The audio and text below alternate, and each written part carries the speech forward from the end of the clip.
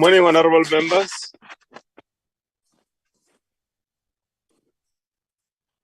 I take this opportunity to welcome all of you today. Just before we go into the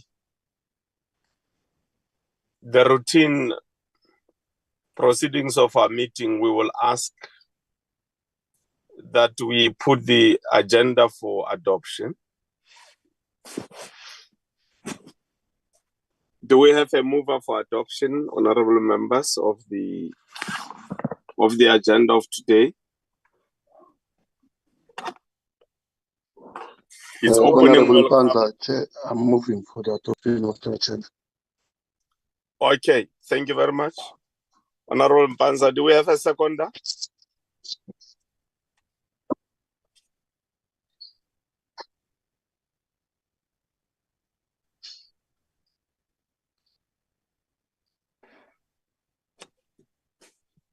Any seconder for the adoption of the agenda? Morning, Chair. Yes. Morning. Seconder, Chair. Honorable.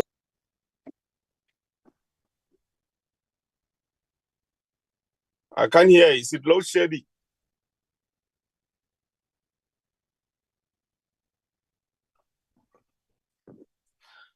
I can't hear who was trying to speak here. I second, Chair. Okay, Honorable Msani, thank you very much for seconding the adoption.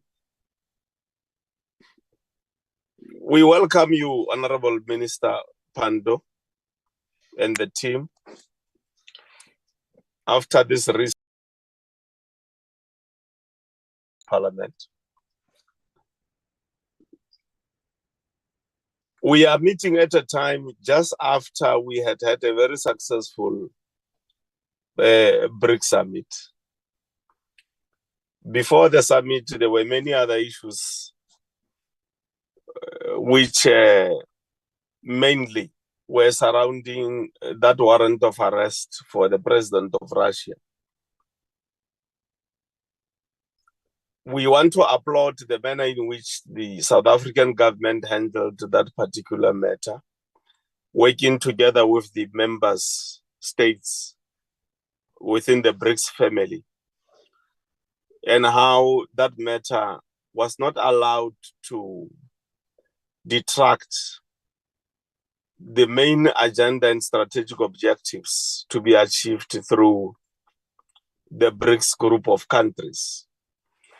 We have seen how the BRICS summit proceeded and how it was also honored by not only the presence of the Secretary General, but also the important, insightful, encouraging input that he made, and also the presence of other countries, including those who have indicated willingness to be part of the BRICS family. Most importantly is the extent to which the new BRICS direction is going to impact on the balance of forces globally, particularly around matters of the economy, trade, and so on and so forth. And I think it's also important for people to understand that BRICS doesn't mean exclusivity in economic terms, political terms, and so on. But it's an important global variable that we need to continue to interact with the rest of the world on the matters that are affecting humanity, and how as member states and other role players we can deal with such matters. I think BRICS brings a very important variable in geopolitics. And as South Africa, a lot of mileage, I think, has accrued to us through how we hosted, how we managed the forum. And the declaration that was adopted there indicates the extent to which we were able, as South Africa within the BRICS family, through us having mastered the art of negotiation and engagements, how it was easy to arrive at the text, which was adopted by the BRICS countries. South Africa will have to continue, in my view, to engage the rest of the African continent in how, as a continent, we will use the advantages that are emerging from the BRICS family to try and push the African agenda. President Ramaphosa and Minister Naledi Pandor, every step of the way, I think we should applaud them for, in whatever they were saying, continue to project the African agenda, not exclusively the South African agenda, but at the same time, presenting that not at the expense of South Africa's interest. It was done in a way also that harnessed the relationship between us as South Africa and not only the BRICS countries, but also the world, because it's important for member states to, at all material times, try and foster good relations, no matter the dynamics that are at play. One day, I'm sure we will have time to discuss the developments in West Africa and how we analyze that situation, how we are dealing with it, the challenges that it's posing to the stability we need within the African continent, which must result consequently the stability in the consolidation of economic growth and resolving problems of poverty and unemployment in the African continent. So we want to applaud you, Minister, for we are adding our voice. I saw universities, other institutions, the analysts, and so on, commending and congratulating the department responsible for facilitating all other matters that were relating to the hosting of the BRICS summit. We think it has put South Africa in a very good light globally. So we congratulate you, Minister, for that. Those were just my brief opening and welcoming remarks, honorable members. I don't know, Lubabalo, if we've got apologies. Thank you, Chair. We have 4 apologies, Chairperson. The first one is from Deputy Minister Potters. He's on a working visit to Ethiopia. He's only returning today in the evening. And then the second one from Deputy Minister Shekotlamini. She's attending cabinet committee meetings. The third one from Honorable Mishwe. He's attending another portfolio committee. And the last one is from Honorable Powell. She's out of the country, Chair. Thank you. Okay. Any other apology that may have not been brought to the attention of the administration? Thank you, Chair. If I could, with your permission, apologize. I wish to apologize for the Director General, who's representing South Africa as the Sherpa in the final G20 preparatory meetings. Thank you, Chairperson. Thank you very much for that, Mena Lady. The apology is noted. Honorable Chetty. Good morning, Stella, and good morning, members. Chair, I am going to be in a meeting at 10 o'clock, so I might have to be excused for about half an hour, 45 minutes, and I'll rejoin the meeting. Thank you. Thank you, Honorable Chetty. No problem. No problem. That's acceptable. We are now going to give over, honorable members, to the department to do a briefing on ICT and modernization. Menaledi.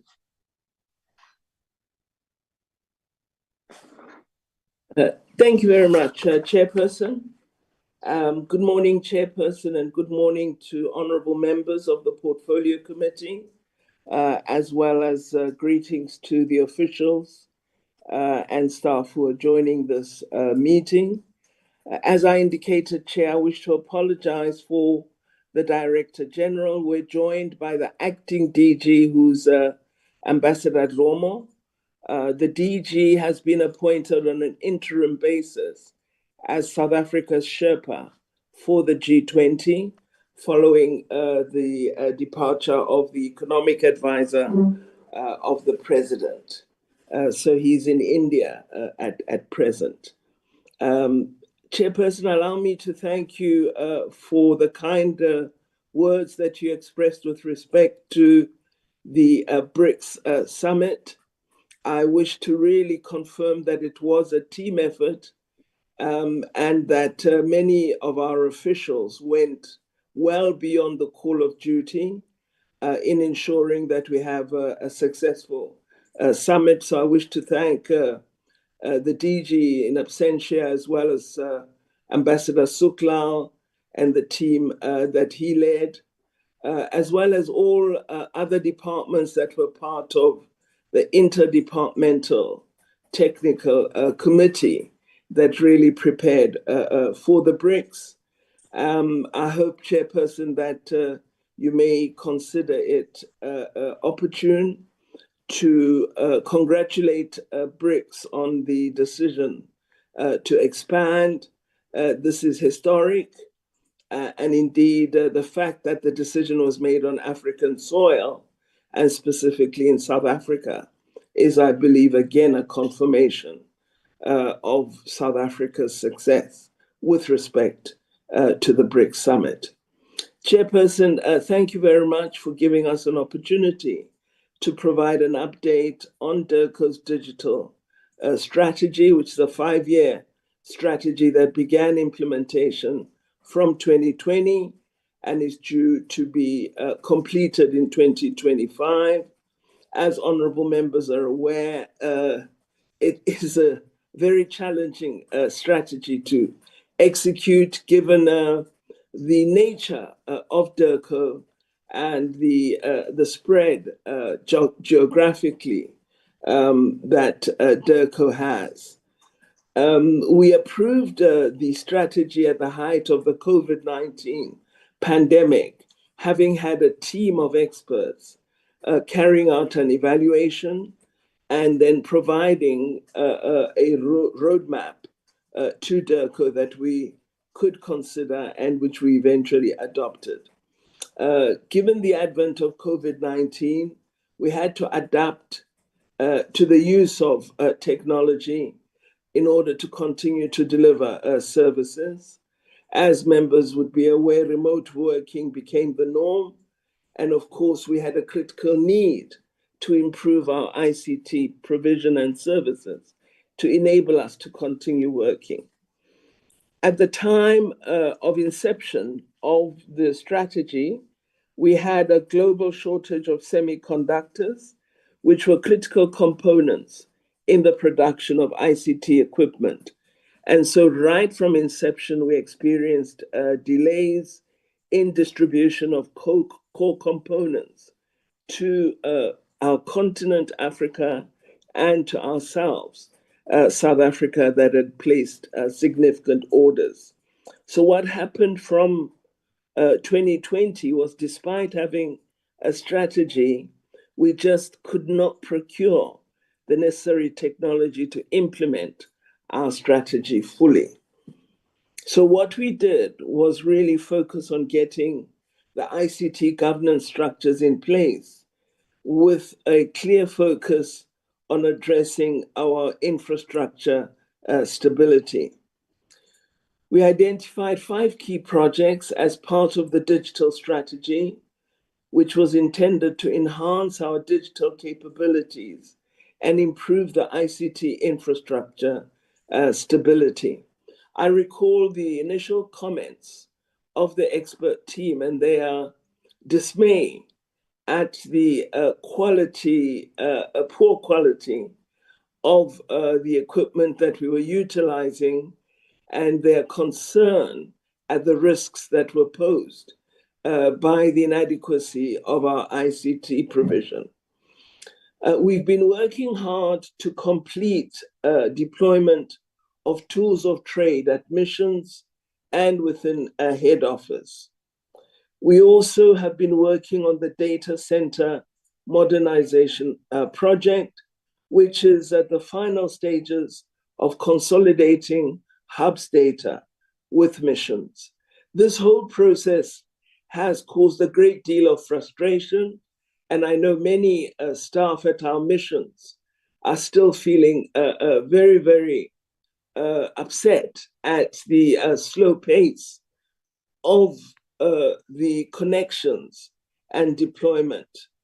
There will be these 3 hubs which become the center, and these are South Africa, at Pretoria, and then Washington, as well as London in the United Kingdom. We've appointed a service provider for the global network modernization. Thus far, network and telephony equipment have been delivered to the hubs. The transition period between the old and new service provider is still in progress. And of course, in terms of contract and expenditure, this remains a challenge, which the Chief Information Officer will speak to in greater detail. The department has developed a detailed project plan which outlines the steps and timelines for implementing the strategy. We are executing the plan in 2 stages, and it is our expectation that the strategy's implementation will be completed in the next financial year, 2024-25. Chairperson, having introduced, I then request you to allow Ms. Brenda Mulatleri, the Chief Information Officer, to present on these issues in greater detail. With your permission, Chairperson. Yes, thank you, Minister. You can proceed, House Brenda.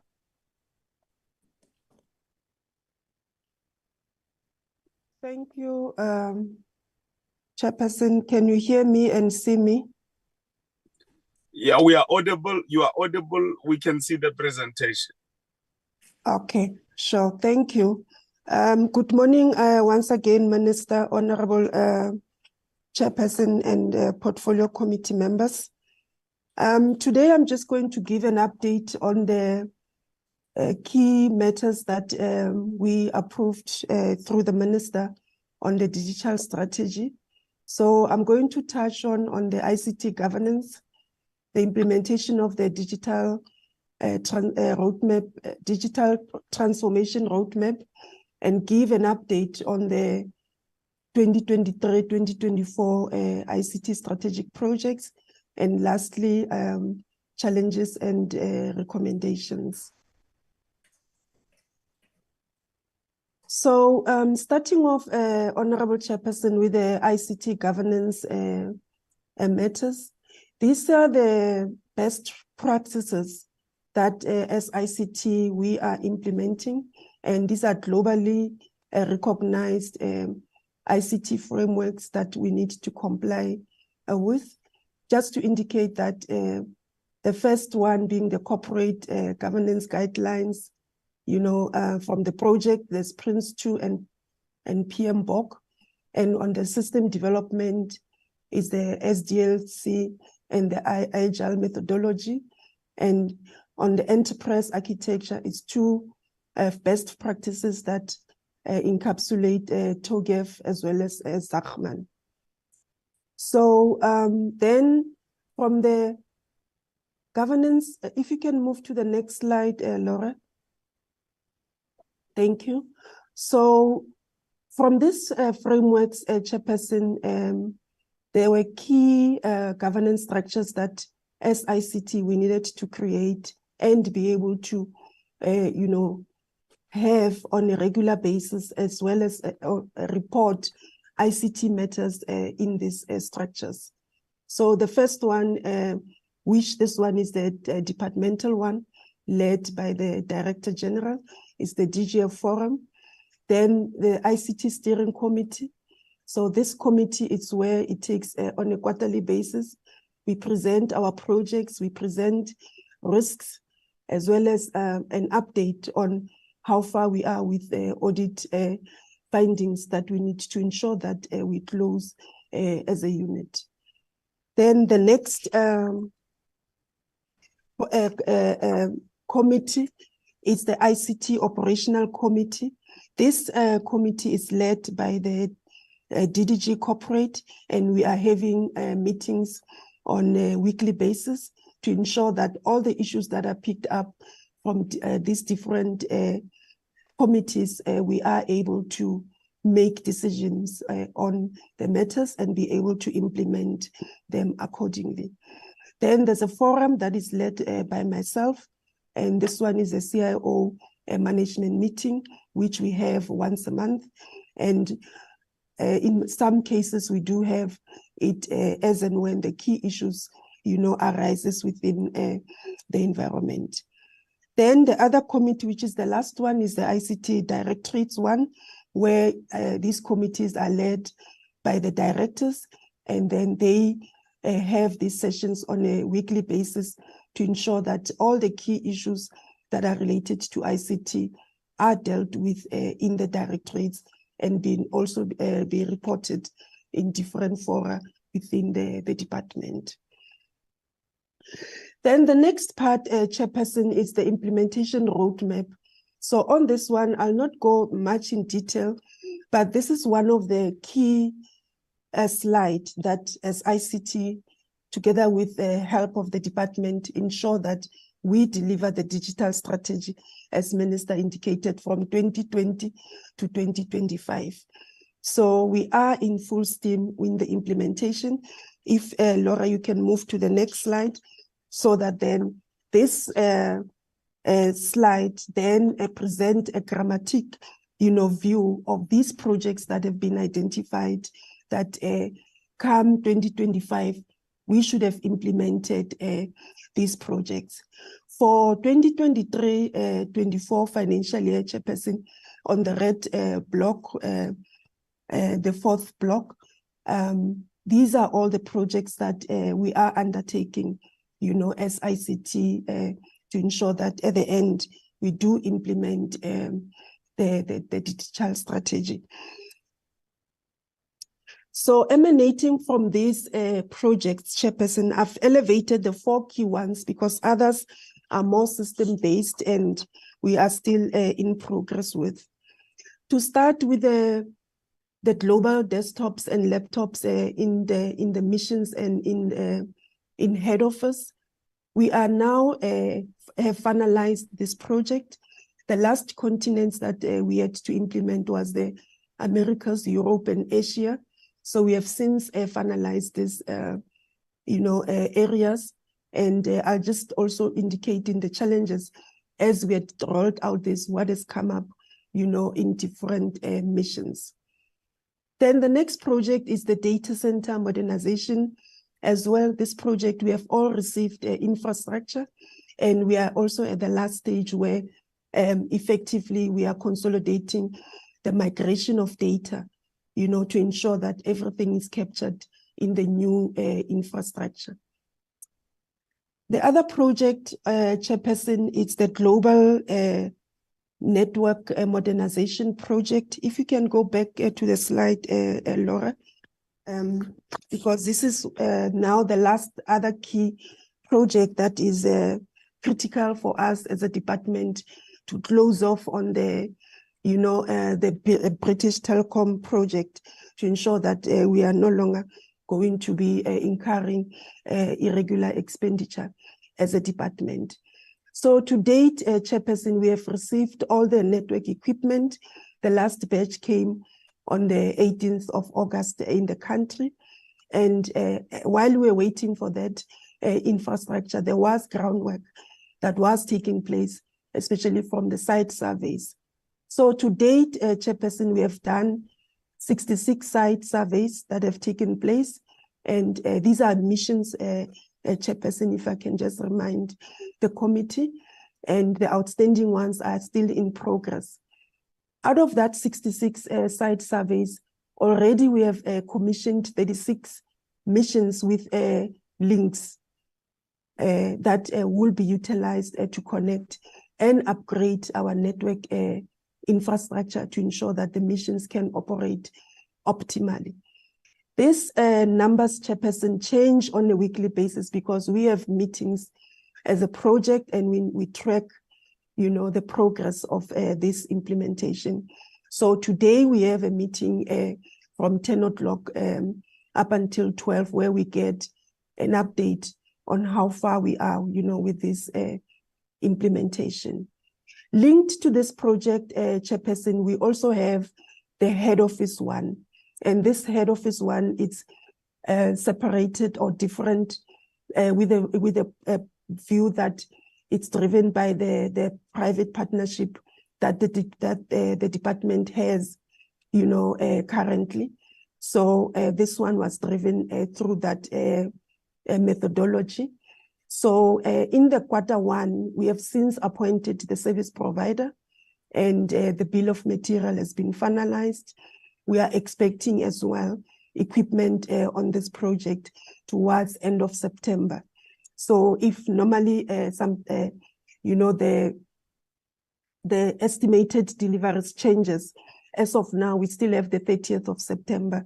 But when we meet on Tuesday, these days, sometimes they change to be earlier, and it makes it now an opportunity for us as a department to move forward, with our deliverables. Then from the digitalization of business processes, Chairperson, if you remember in our last presentation, we had indicated that we requested a deviation from National Treasury since there was a moratorium that was raised in 2016, 2017. So our deviation was approved, and with that, we have since started with the following projects. One is the HR e-leave management, which will be automated. We are looking at the mission cash book system, which is MCS replacement. We are also looking at the property management system. So all these, Chairperson, are in progress, and the e-submission and records management as well. We have since taken a decision to utilize the SharePoint platform, because we have licenses already in the department. Then the last project is the digital signatures that also with regard to the procurement process, it is, in progress. The others that I've identified in the implementation roadmap will still start. So because now there's not a progress on those ones that have been identified in the roadmap. As we give an update to this committee, we will be able to provide an update to say how far we are with these projects that have been identified for this financial year. If you can move to the next slide, Laura. Now, Chairperson, if I can come back to the point that I had indicated that since then, we rolled out the laptops and desktops, as well as the data center modernization. We have since, experienced a high usage of our network, infrastructure. And this is emanated because we have upgraded now the environment, and having upgraded the environment and our network still being in implementation mode affects, most of our missions as well. And this affects all the ICT related services, and mainly in the missions, Chairperson, it affects the Home Affairs system. I have noted that, especially with the Berlin and the Lisbon missions, Chairperson, there was a backlog, and this backlog was purely emanated to the fact that the network utilization is high, but then again, our compatibility issues between the new system and the Home Affairs system, is, creating these issues in different missions. Just that I wanted to also elevate that as part of this report. If we can then move on to the next slide, Laura. So You know, Chairperson, with all the implementation of ICT, there would be, you know, certain challenges that we experienced. So, and the first one, which the Minister spoke vividly about, especially since we were coming off from COVID and the high need of ICTs across the world, also affecting us. So we experienced you know, delays in the network as well as the telephony equipment. And like I've just indicated that the last equipment that we received, you know, for this key project was on the 18th of August, which then prompts us now to start, you know, in earnest with the implementation of this project. We experienced a whole lot of issues, Chairperson, around the customs clearance, especially that we were delivering this equipment to different missions, and it took us a very long time, Chairperson, to finalize some of the missions, you know, in just clearing this equipment to ensure that they get delivered in our missions. Then the last point, Chairperson, that also is still affecting us is the issue about the vacancy rate. The Minister had since approved through the DG as well the 3 director positions that are vacant within ICT. And just to give an update that the recruitment process is in progress. We have since shortlisted the 2 positions, and the 1 will be shortlisted shortly, and interviews will start as soon as the dates are confirmed. And another element that I also want, that is also touching on the vacancy or even on the capacity issues, is that we are really in some cases not fully capacitated, and we have raised this through our DDG as well as the CFO to look at how we can, improve visibility within our different missions, especially on ICT resources. So this point is still going to be dealt with, and a decision be made, because at the end, it does touch on the finances of the department. Chairperson, in a nutshell, that is basically where we are with regard to the implementation of the digital strategy. I'll now hand over to you, Chairperson. Thank you, and thank you, Minister. Thank you very much, House Brenda. I don't know, Minister, do you have any other thing to add before we give members? Thank you very much, Chairperson. Yes, I think what I would add is that I've had the usual meeting with our audit committee, and they have expressed concern at the slow pace of implementation of the strategy, and have made a recommendation with respect to some oversight by the audit committee as to execution. I have not had an opportunity to discuss their proposal with the DG, but I am of a mind to consider accepting it. The team is working very hard to implement, but I do think that we do get complaints, and missions have been calling. So we are going to discuss with the DG the possibility of additional support to ensure we are fully in line with the timeframes we've set ourselves, and that the quality of service provided is satisfactory to our officials and our missions. Thank you, Chairperson. Thank you very much, Mana Lady. Just before I give members to interact with the presentation,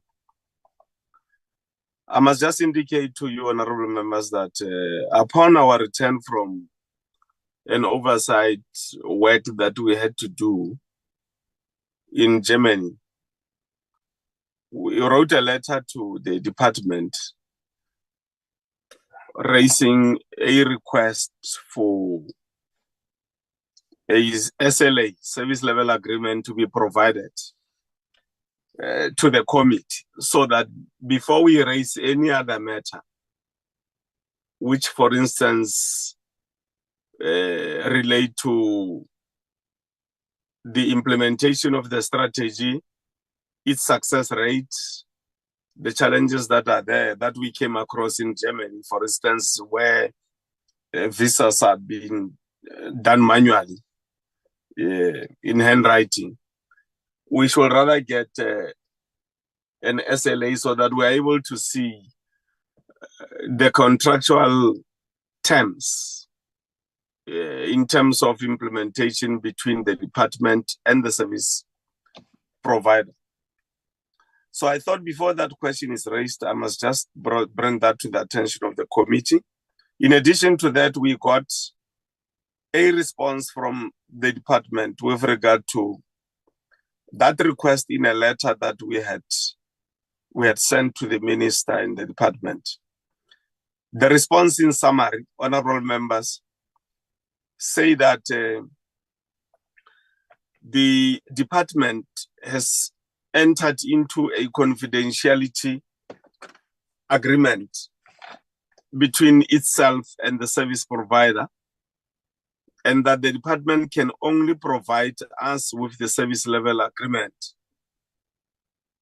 if they get such consent from the service provider, and that the department is in the process of getting that consent from the service provider. So where we are not sure whether the service provider will give consent or there will be no consent from the service provider. This the department did, according to the letter, based on a legal opinion sought and received by the department on the letter we had sent regarding the service level agreement. So I just thought that before we engage, it will be important for you as honorable members to get this indication from me as the chair that I couldn't wait for the portfolio committee to sit. Having observed as part of oversight what was occurring in Germany, I then wrote that letter to the minister, and thank you, Minister, for having responded. We will now take hands from you, honorable members.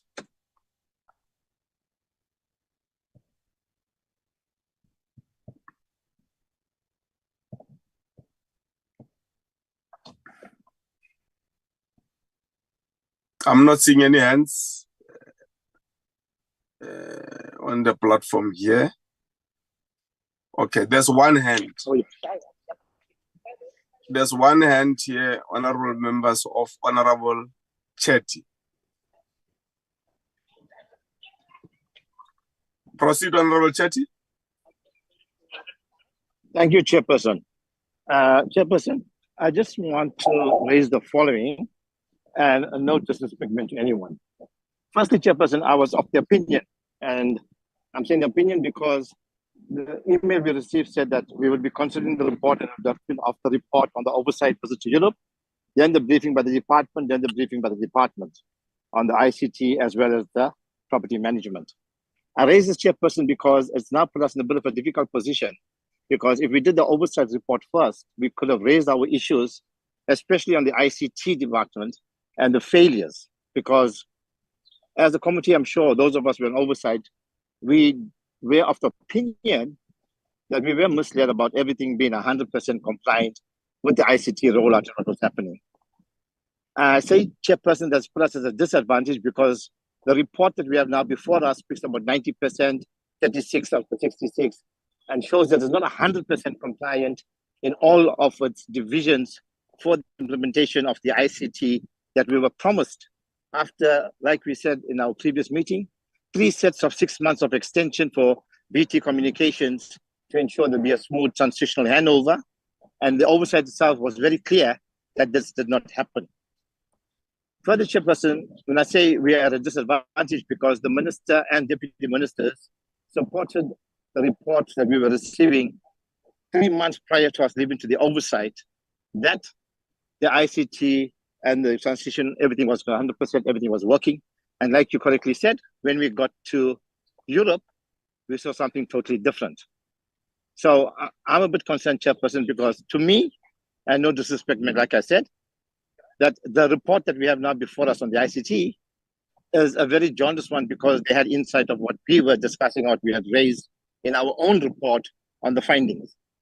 Because I can promise you, Chairperson, if we did not submit our report highlighting the critical aspects of the failures of the ICT and its transition and the experience we had with the interaction with both the officials in Berlin as well as in Portugal, this report would have been very different, Chairperson. We'll be getting everything sorted out, all hunky-dory, all working. But due to the fact that we've already been there on our oversight and exposed this, that's why it's found its way into the report. So I'm putting this on the record, Chairperson. I find it very awkward about the fact that we should have tabled our report on the oversight first so that we could interrogate all of those issues and then let them come back with this report. This report, Chairperson, unfortunately, from my side, I'm saying it's jaundiced in the sense that it has been, and I use it very lightly, it has been manipulated to speak to what we had found out as shortfalls in our oversight. Because nowhere, Chairperson, that 3 months prior to us leaving to go to the oversight in Lisbon as well as in Berlin and Bonn, the officials, neither did the executive raise those concerns with us to tell us that. You yourself, Chairperson, in our meeting overseas said it. We were misled. We were under an impression that everything was hunky-dory until we saw the guys writing those visas by hand. And we know the implications there, Chairperson, because even in our report that we're going to be tabling after this, it speaks about the opportunities and the relationship, especially between Germany and South Africa, and the fact that there was a 3-month backlog on the visas for people of German descent that wanting to come to South Africa. So I just want my concerns noted, Chairperson, that I am not happy about the manner in which this report has been presented. I believe a lot of the input into this report was to appease and subdue us as a committee, knowingly that we're going to be highly critical about this ICT. And Chairperson, I just want to ask 3 questions. For the transition, for the new strategy that they are speaking about and the migration, what was the total cost for us? Because Chairperson, in the report, again, I'm going to be duplicating myself, so I'd rather say it now. We're informed about the fact that we put the cart before the horse. All of the new equipment, what they speak about, laptops and everything else that they had purchased, and which is 100% completed and distributed to all of the missions as well as our officers in DECO. There are issues that is not compliant with what we want existing. And that's one of the reasons why the officers in Lisbon went back to the old system to ensure that they do not have any cyber attacks on or fraudulent attacks on the issuing of visas in Portugal as we have in Berlin. So, Chairperson, I'd like to know what our total cost was, how much we've incurred, the extension of the illegitimate contract with the initial BC telecommunications. What was that renewal period costing us? Because clearly, Chairperson, that is going to be raised in the AG's report as fruitless and wasteful expenditure, because after all of those extensions for smooth transitional and migration, we clearly saw it didn't happen. Thank you, Chairperson. Thank you very much, Honorable Chetty. Just before I give you Honorable Mbanza, Honorable Chetty, the reason why I thought it would be important to not first deal with our own report on oversight, it's because we have to deal with that report on our own as a committee, adopt it, and based on that adoption, determine a way forward based on the resolutions that we would have adopted as a committee in the absence of the department. However, I hear your point, and I don't think there's any problem, you members who were in Germany, raising matters that you observed there, even if we have not adopted the report, because it will not change the situation. So I just thought on our own, let's sit down, adopt the report as a committee so that we follow the rules that govern the operations of committees. But as I say, raise whatever matters that we may have observed during the oversight now as we interact, like you have done already. Honorable Mpanza.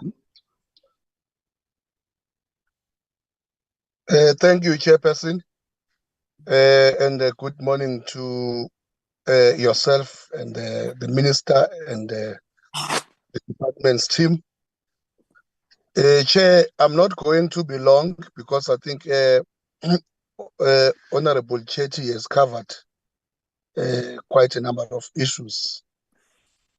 But Chair, what I want to say is that the manner in which this presentation has been done, it does really, of course, disadvantage us in terms of having enough time to engage on it on a thorough basis, because my understanding was that we were going to have a full day session with the department, whether it was going to be physical, which was going to be preferable, or virtual, but not combine this with other issues of the portfolio committee. But Chair, so be that as it may be, at least we have now got the report, and one thing that I'm happy about is that there is now a strategy that the department has developed, and that strategy, I think as a committee, we must then monitor it, use it as our dashboard to see that critical issues that we felt that needs to be addressed as far as ICT and digital migration is concerned are implemented. So my proposal, Chair, would be that I don't know, maybe on a quarterly basis, we get a progress report on some of the milestones that have been set up in the strategy by the department, so that we'll be in a position to monitor it and be able also to advise if we have to do so. But Chair, nevertheless, I think we must adopt the strategy, and thank the Minister and the department for at least towards the end, they have been able to develop something and actually also address some of the issues that we had concerns about, which, as we are saying, Chair, when we're dealing with the report of the oversight, we will then come up with clear recommendations to the department. I'm sure there will be synergy between our recommendations and what is the strategies presented before us, and then we'll have to monitor that and see that at the end of the day we achieve the best efficient way of the department functioning as far as ICT and digital migration is concerned. Thanks very much, Chair. That will be my input. Thanks very much, Honorable Mpanza. It looks like those are the only two hands we have. From my side, I agree with Honorable Mpanza that we must note and appreciate the fact that there is a strategy in place. Strategies that relate to matters of IT or ICT occur in environments which are very fluid because technology changes all the time. And I hope, Minister, that the department has factored that into the equation. Because if we have a strategy of 5 years, technology will not wait for us to, in terms of its development, for us to complete our strategy before technology is upgraded somewhere in the world, or there's a new innovation. I'm saying this because it means Treasury, from a budgeting perspective and accountability perspective, to the AG, both of them should have been made aware, or they must be made aware that they must know that costs relating to this strategy will be determined by environmental changes in as far as IT and innovation is concerned going forward. So I agree with Honorable Mpanza that the department must be applauded, and we need to make sure that we implement it. Secondly, the department speaks about the bandwidth capacity challenges. And I fully recognize and understand, Minister, that we do not, including yourself, control, own the environment within which those technologies should be provided. If bandwidth is such that it affects the speed, that poses a big challenge to the department. So if they can just be an indication to this meeting on how these challenges of bandwidth capacity are being attended to by the department working with the service providers. Thirdly, I think it will be important when you indicate, Brenda, the desktops, just attach the figures, the numbers, the totals, to say we are supposed to supply 500. So far, we have supplied 490. I think that will be useful. Now, there's also an appointment of a service provider in Q1.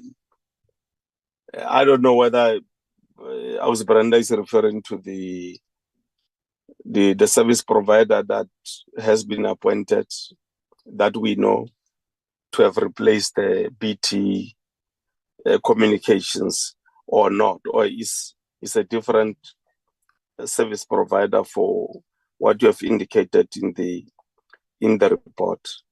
Vacancy rate, I'm happy that you already covered it by saying the minister has signed off the need to deal with the vacancy rate.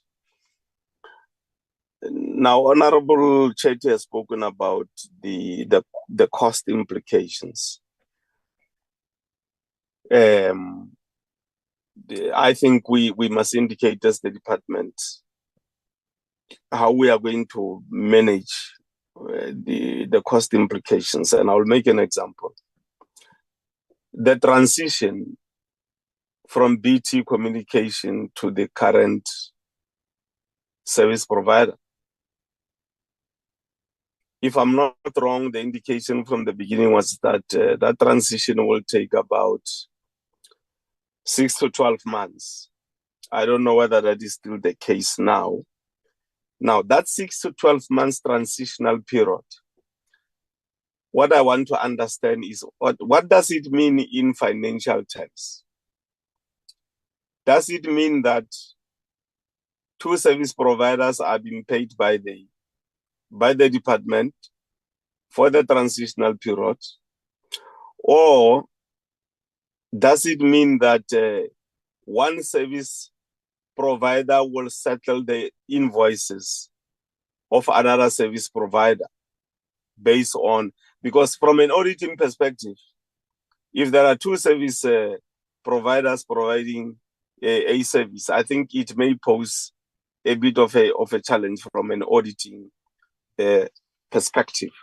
So if that could be indicated. The second thing relating to the transition, there's no indication in the report as to whether, other than the technical challenges, the technical relationship between the old and the new service providers, do we have any other challenges, for instance, that may relate to administration, which may include cooperation between the two service providers, and whether outside what the department has entered into in terms of the service level agreement, whether between the two service providers, there's any agreements there in terms of the quality of service. Because it's possible that some matters may fall into the cracks and the old service provider may blame the new and vice versa. How has the department tightened that possible risk that there may be disagreements between the two service providers because they are not one company? I think if that is attended to, it will be okay. Lastly, I just want to check when did we request the service provider to give us the service level agreement? And if the service level agreement has been provided, when did they provide it to the department? Yeah, from myself, those are the issues, Honorable Minister. Those were the three hands. Yourself and your team, I think you can now interact with the issues raised.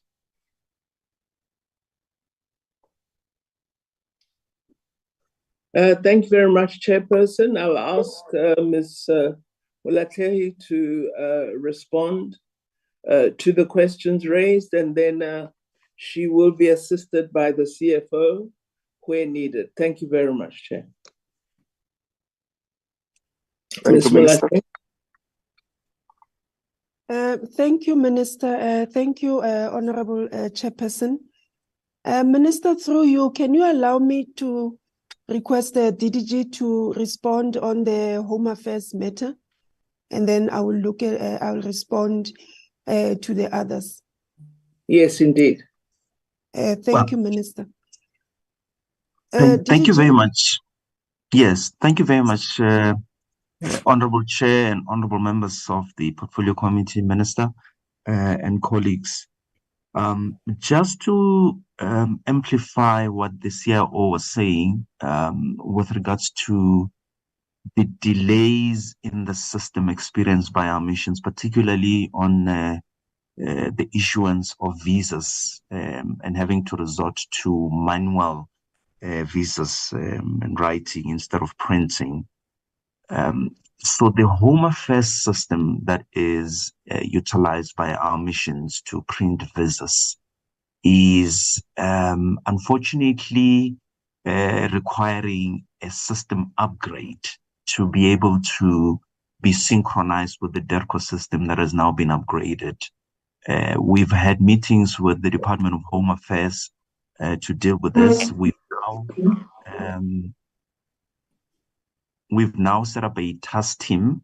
I chaired that meeting with my counterpart from Home Affairs and our technicians, or I should say technical people from the ICT unit at Home Affairs and the one at DERCO are now working on upgrading the Home Affairs system and then integrating it into the DERCO system. So this would be the explanation of what the Portfolio Committee would have observed in Germany and I think also in Spain with regards to the problems that are being encountered on matters of printing the visas. So it is something that we are working on jointly with Home Affairs. I thought I should clarify that.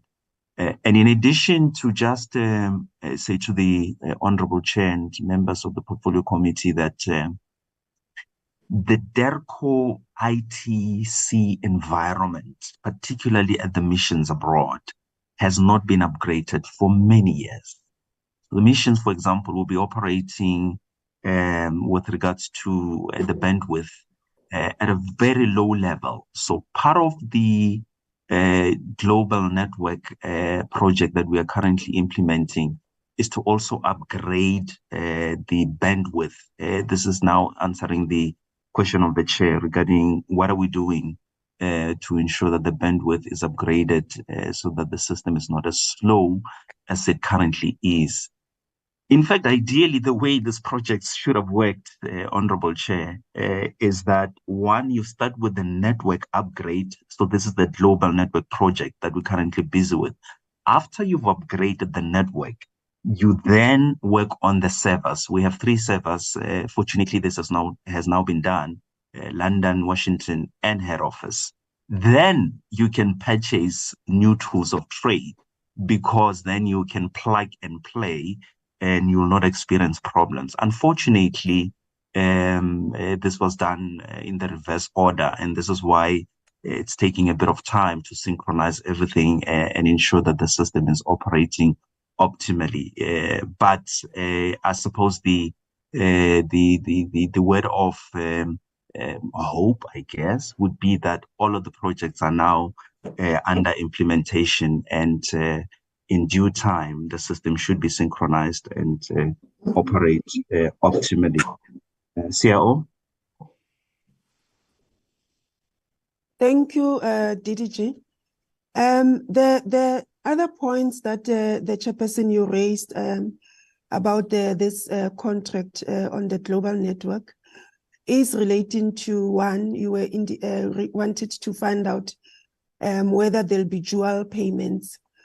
There are going to be a chairperson dual payments as we start with the implementation, because as we faced in one side, the old service provider hands over to the new one, but then the other sides are still running.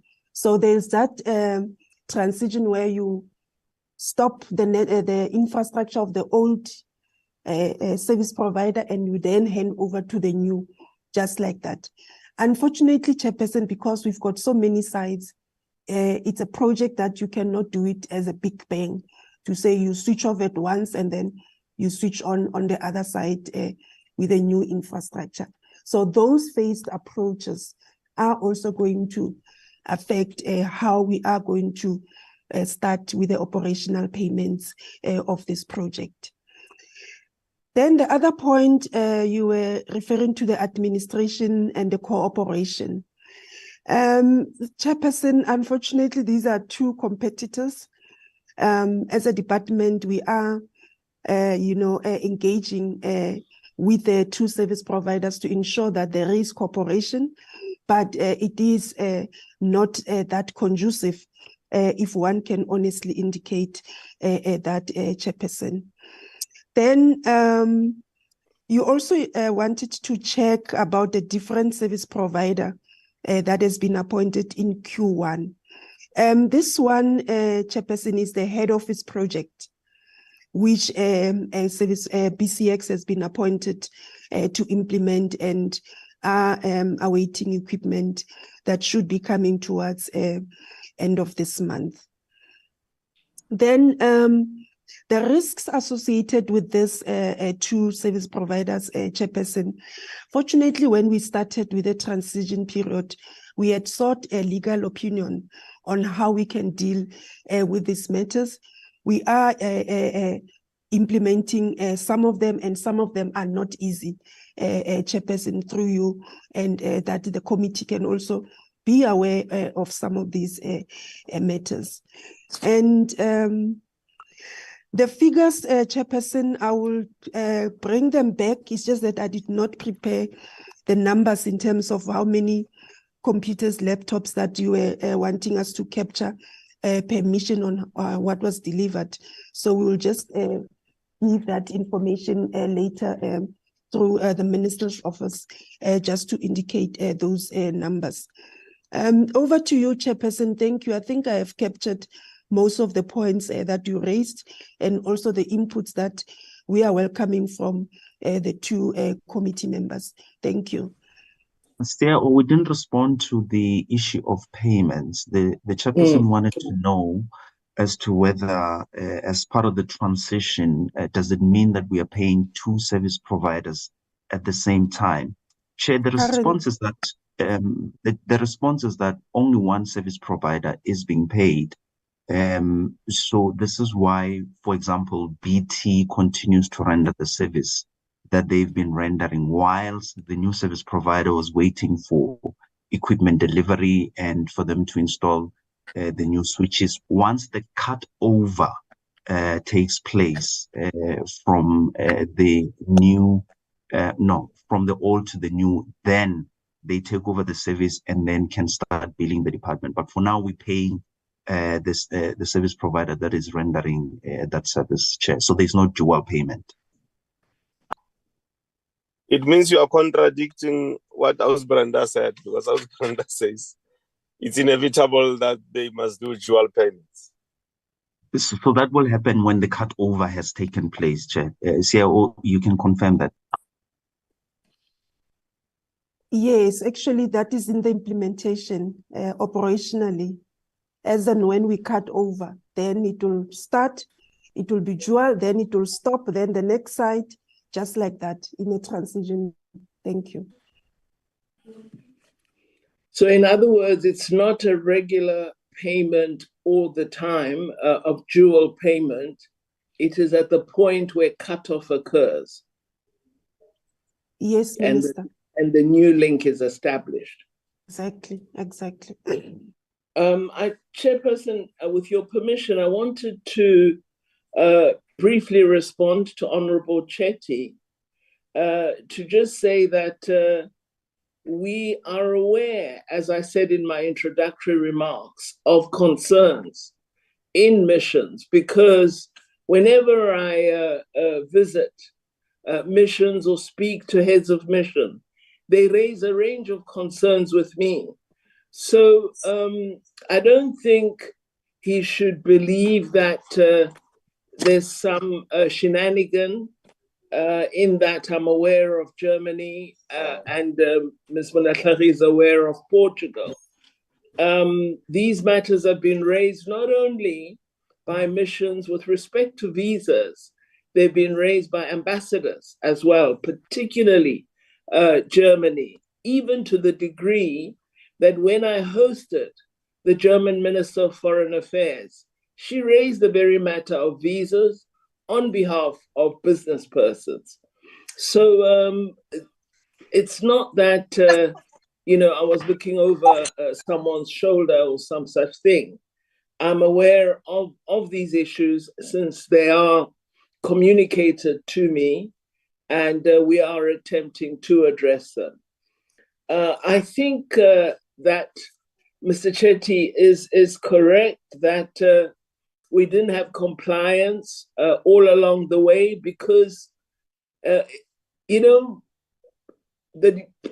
committee is the best to be alert to the fact that we are on a constant battle for resources with our national treasury. And so we often don't do everything all at once. We begin with that which we have resources for.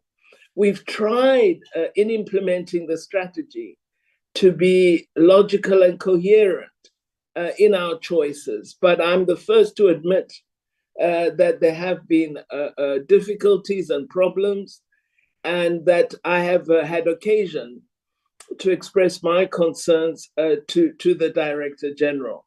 So Mr. Chetty is spot on that there are missteps.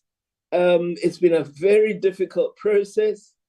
But as I said, given also the ongoing review by the Audit Committee and their advice to really look at some expert advice as part of support for the implementation is a matter I will raise with the DG, and we would act on that basis should DG agree that it's necessary.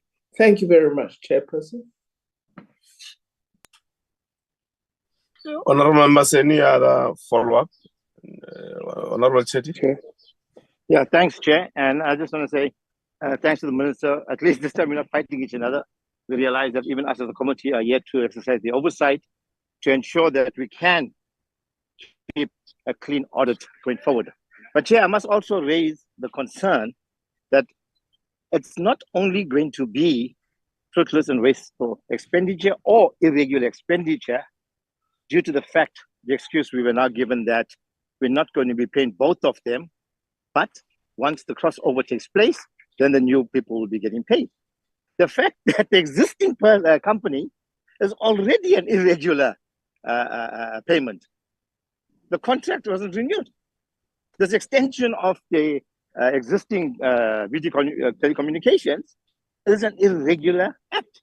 We know that because we were told that, and we're extending it each time. So this is where we also want to guard, Chairperson, because I think to come to the defense and state that when I spoke about irregular expenditure and the fact that we get the AG is going to highlight it, it doesn't mean because you give me a response to say that we're not paying both of them, but paying one of them at a time. You forget that the one that we are paying is already highlighted by the AG as an irregular expenditure. Thank you, Chairperson. Okay, thank you very much, Honorable Chetty. Yeah, thank you very much.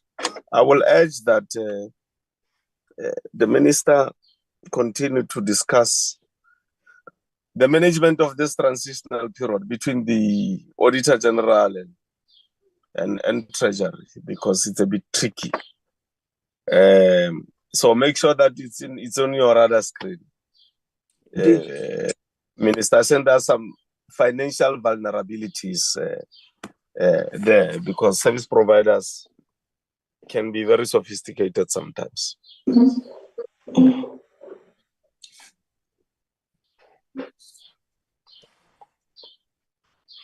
No, thank you very much. I take I note the advice and I agree with the honourable members. Yeah, thank you very much, Minister, for that. We will now go to the next item. Over to the department. Is that to the property, Chair? Yes. All right. That's the last item. Yes. Thank you very much, then, Chairperson, once more, Honourable Chair and honourable members of the Portfolio Committee. We will today present an overview of our property management strategy for the international property portfolio. The primary objective of our strategy is to enhance property utilization, to arrive at a point where we cut costs and to boost operational efficiency across our global properties. I know, Chairperson, that we're dealing with a very difficult situation as, we have developed a strategy where we hope to address challenges linked to aging properties, high leasing expenses, maintenance gaps, and to our skills deficiencies. We've placed in the recently adopted strategy a focus on efficient maintenance management, which we hope to achieve through active collaboration between DIRCO headquarters and all our missions. We're also revising rental norms, standards, and thresholds in order to secure leases which provide value for money and which allow for some flexibility given the nature of our operations. Our strategy, once more, like the ICT strategy, has a phased approach to it, and our emphasis is on selecting properties based on the broader plan of the department, as well as the suitability of the properties, their cost effectiveness and functionality. One of the major projects we're undertaking is the construction at last of the Chancery and official residence in New Delhi. And this is progressing as our team will report. We also will continue with condition assessment at all state-owned properties and should conclude this review by the end of this financial year. This will again inform a renovation and maintenance priority plan. Chairperson, really we're trying hard to address this matter. I need to reiterate the point made by DDG Mungela earlier, that we're dealing with a lot of very worrying legacy issues and trying to do so in as speedy a manner as possible with, again, limited resources. Our process of disposal of superfluous properties is underway, and we are hoping that we will generate revenue that will support a large part of the strategy that we have developed. I hope, Chairperson, that as we proceed with implementation, the Portfolio Committee would be able to see that we are trying to really make our operations more efficient and more cost-effective for our government and our country. Chairperson, I now would request you to allow the Chief Financial Officer, recently approved by Cabinet, Ms. Bengu, to provide an update on progress since she presented to the committee early last year. She'll be assisted by the Ms. Tabalala, who is responsible for much of the work in this portfolio. Thank you very much, Chairperson.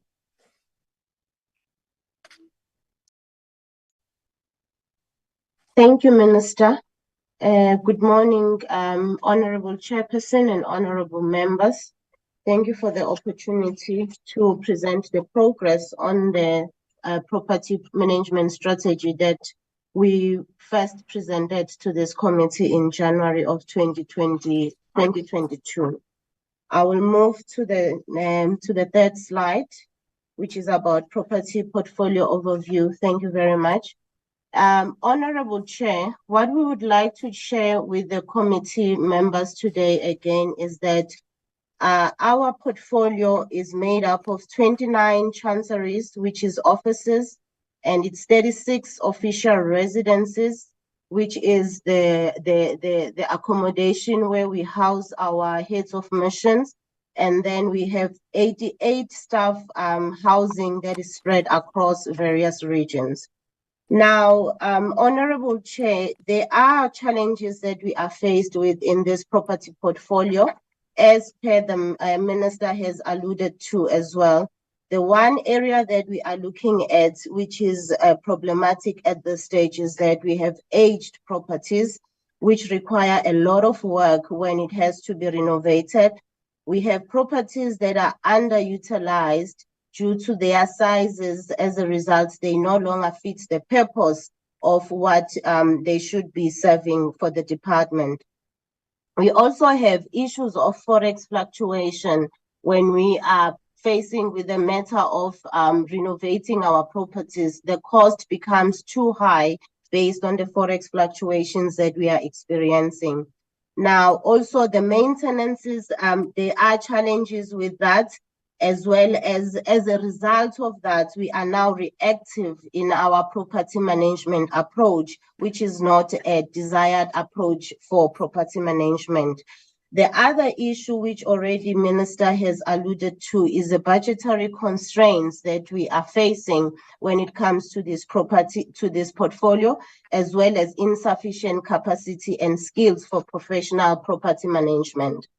Now, after the strategy was developed in 2022, this strategy was consisting of 4 pillars, and one of the pillars was the custodianship, the other one was lease management, the other one was acquisitions, the other one was development management, maintenance, and disposals. The next slide.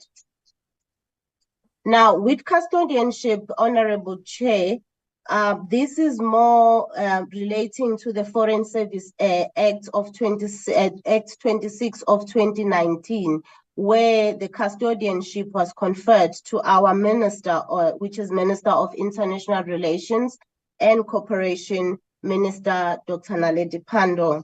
Then this was then, it was giving custodian for immovable assets outside Republic of South Africa. And I need to stress this point, Honorable Chair. The custodianship is based on the properties that are acquired for the Foreign Service. So if the properties are not acquired for the Foreign Service and those properties then does not belong within this Foreign Service Act 26 of 2019.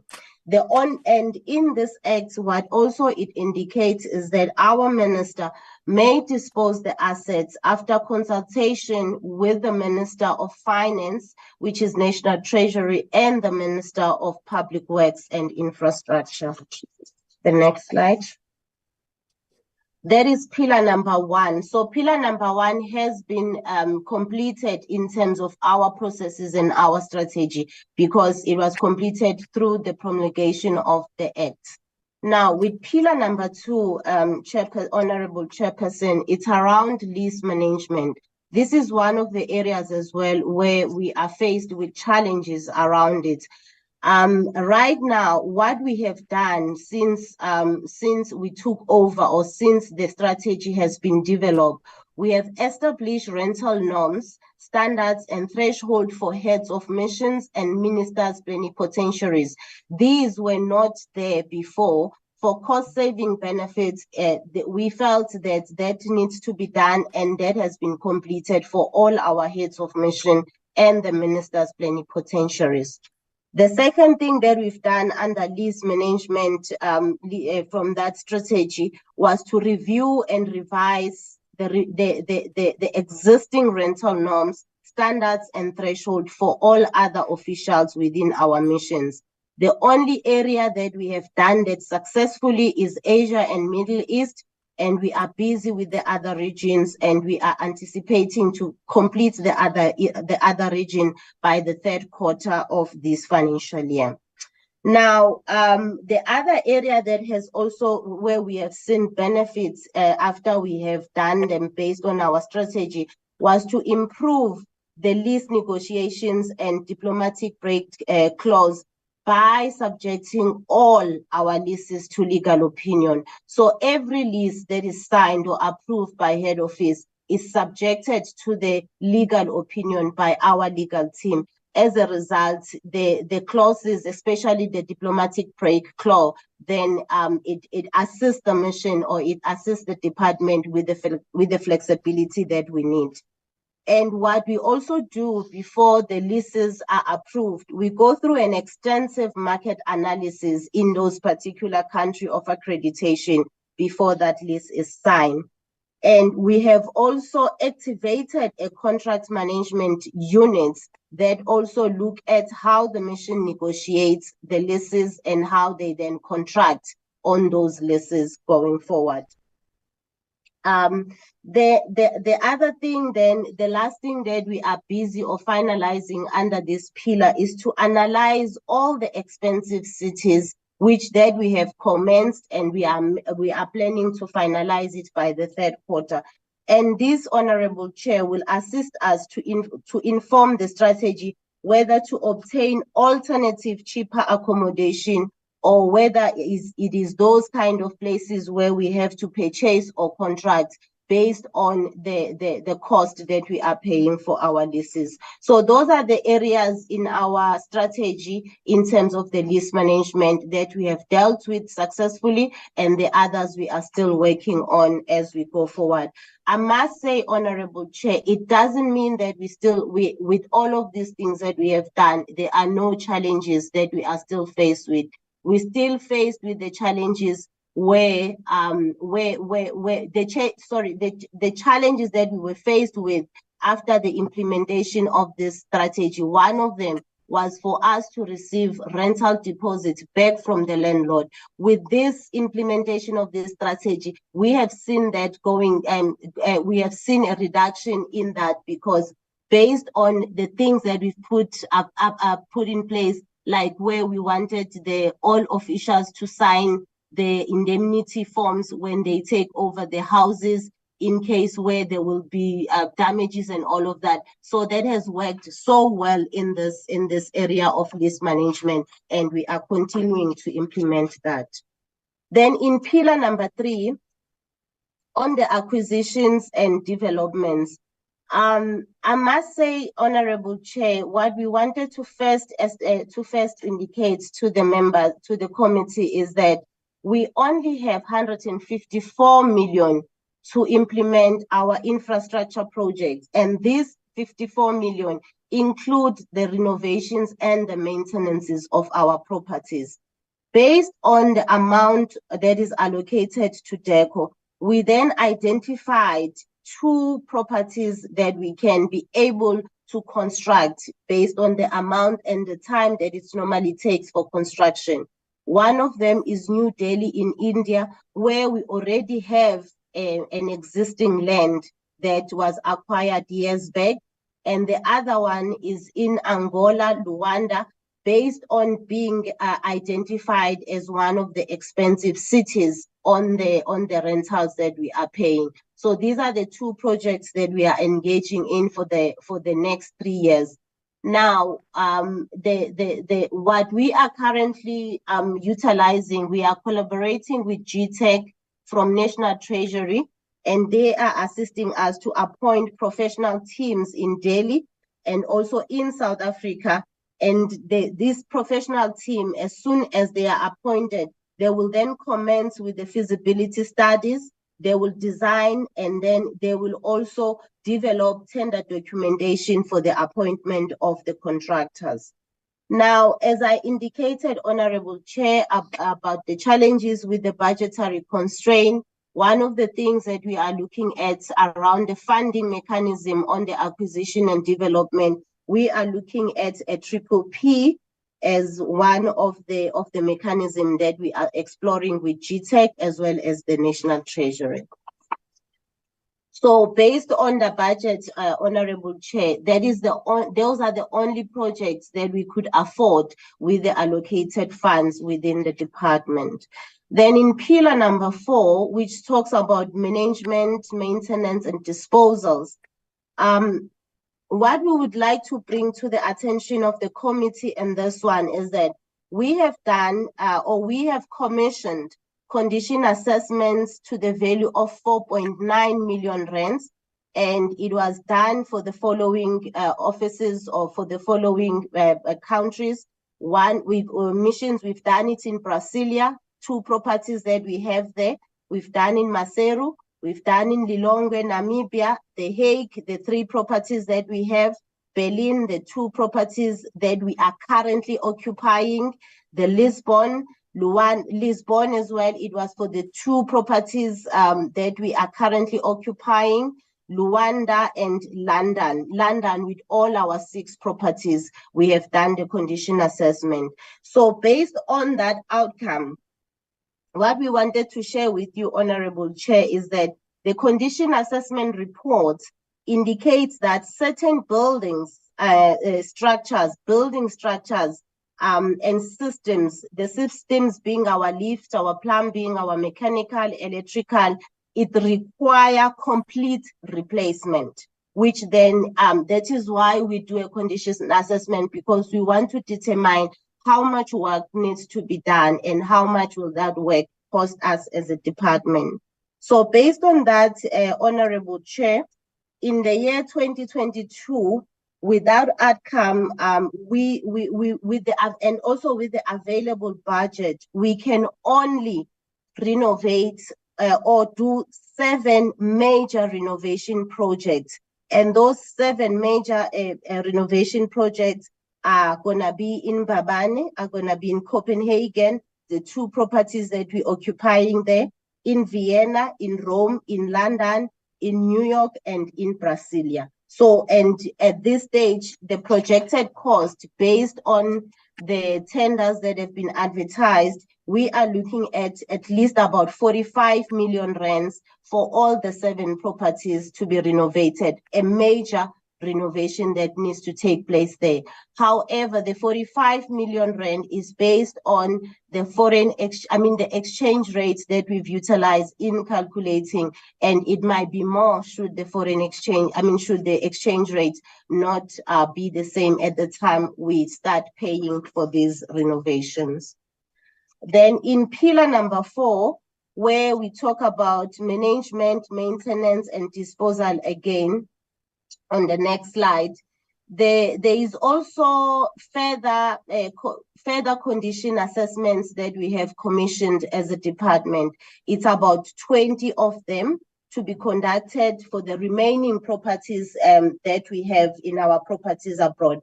Our main aim, Honorable Chair, is to have reports for all our properties as they are today, in terms of what work needs to be done, so that that condition assessment is used for us to then start doing the major renovations where major renovations are required, or just do renovations where renovations are required, and also assist us with the budgeting plan in terms of when we require funding from National Treasury. Over the 3 years, we should know how much is required after we have done the condition assessment.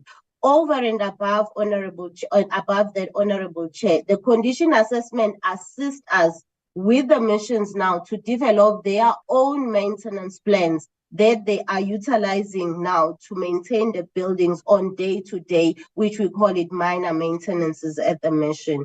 At this stage, we have over 30 minor maintenance projects that have been prioritized for 18 missions. And this is to address the maintenance challenges that we have in our mission. And this is over and above the small works that the missions are doing. The 18 missions are the missions that we as head office, we are adopting from the budgets that is with head office. But all other missions, their day-to-day maintenances is embedded in their own budgets that was allocated to them in the beginning of the financial year. Now, Chairperson, I must say in this area again, there are frustrations that our missions and ourselves are faced with the maintenances, as you might also be aware of. One of the main frustration is the supply chain processes that we need to follow in our mission for us to be able to acquire services of a contractor to come and do the work. I'm still on slide 8, to come and do the work in our missions. As a result of that, Chairperson, we have then approached the National Treasury, one, to request for the departure in the PFMA supply chain management instruction notes number 2 of 2021-22 financial year. Number 2, we have approached National Treasury to request for exemption from the triple PFA regarding the procurement from international suppliers. So we think that based on our strategy, if we can be granted the exemption and the departure, the project will start to move faster than they are moving right now, which at this stage, it's really a frustration from our mission. Over and above that, then, Chairperson, there are properties that have been identified for repurposing, which is part of the strategy as well. Repurposing, we are currently doing because these properties are not fully utilized.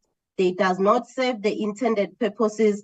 Then we think the repurposing will be the cost-effective approach in terms of what we need to do.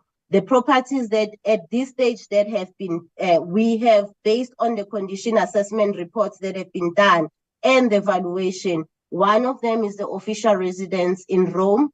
It's the Paris in Paris. Let me apologize, Chairperson. It's not the official residence, but it's the Chancery, the office in Paris. It's going to be repurposed. We also have Namibia, the Chancery there. We are looking at repurposing it. Lisbon, we are also looking at repurposing the property in the Chancery in Lisbon is part of what we're going to do. Then in slide 9, in pillar number 4, the last part of pillar number 4 is about disposals, Chairperson. With your indulgence, Honorable Chair, I saw in the agenda that you also wanted us to cover the process that we followed in the disposal. If I may allude to it verbally, because it wasn't in our presentation. Now, the process that we followed for the disposal, Honorable Chair, one was to develop an approved disposal policy, which we currently have and is approved. And then secondly is to establish a disposal committee. And then that disposal committee comprises of the members from DECO, from the Department of Public Works and Infrastructure, from the National Treasury, and it's chaired by an external person in this regard. Then the number 3 process in our disposal was to then evaluate the properties that needed to be disposed.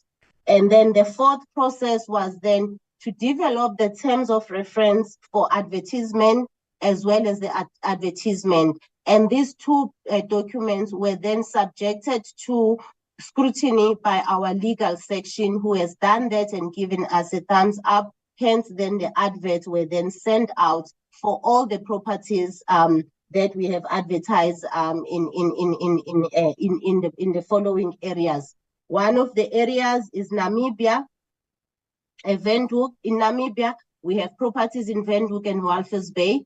8 properties have been advertised in that area, and the total, this is the total cost for all 8 properties in terms of their value, is 14 million, and all those properties were advertised at a value of 14 million. Now, the recommendation has been, the offers have been received, the recommendation has been sent through to the office of the DG for us to then be able to write to the minister so that she can also write to her counterparts for the concurrence of Namibia. Germany, the value for the properties that we have there, the 2 of them is 276 million, and they were advertised. However, the offers that we received for Germany were below the value of the properties. As a result, we are going to re-advertise them as per the process that we have outlined, that we go out firstly on the first advertisement. If no one comes back on the first advertisement, we then go back on the second advertisement, which then we will do through the estate agent in this regard. So that is the process that we're going to do with Germany. With Switzerland, the property that we have there is an offer, and the offer is acceptable, and it's also part of the documents that we have sent to the Office of the Director General for his recommendation to our minister. Portugal, Funchal, we have also done the property, the valuation is 4.6, and it was advertised at that cost. Currently, we have to re-advertise this property because the offers that we received, the one that was above or within what we are looking at, was non-compliant because we didn't receive a bank guarantee letter as per our terms of reference in the adverts. Malawi was also advertised, but the offers that we received were below market. We're also going to do a second round of advertisement, but in this area, we're going to do it through the estate agent. Uruguay and Rome, we have just completed the valuation of those 2 properties, and they are still to be advertised. So at this stage, we are looking at 21 million for Uruguay. For Rome, we are looking at 56 million. So we are going to be advertising. These costs, Honorable Chair, are based on or are subject to foreign exchange fluctuation as is right now. So we are working on that together with the disposal team so that we can be able to fast track. Over and above these 18 properties that we have identified, there are other properties that also have been identified based on the condition assessment report, where it indicates to us that renovating or constructing will not be cost effective for us to do. We rather than dispose those properties. One of the properties that we are considering, which is not on the list right now, is the property in Germany in Munich.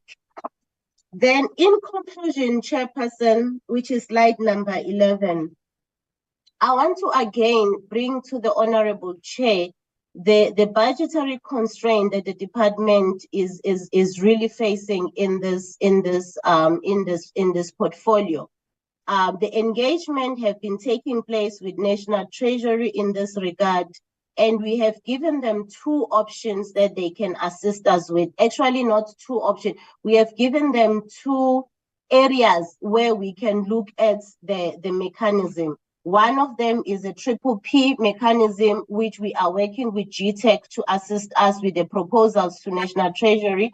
And secondly, Honorable Chair, we are looking at a self-financing mechanism that's resulting from the disposals that we are currently doing. What we are negotiating with National Treasury is that as and when we dispose properties, we should be allowed to then keep a percentage of that amount for us to be able then to refund ourselves in terms of new acquisition or developments or renovations that we want to do at the moment. So those are the two proposals that have been put on the table for National Treasury to look at.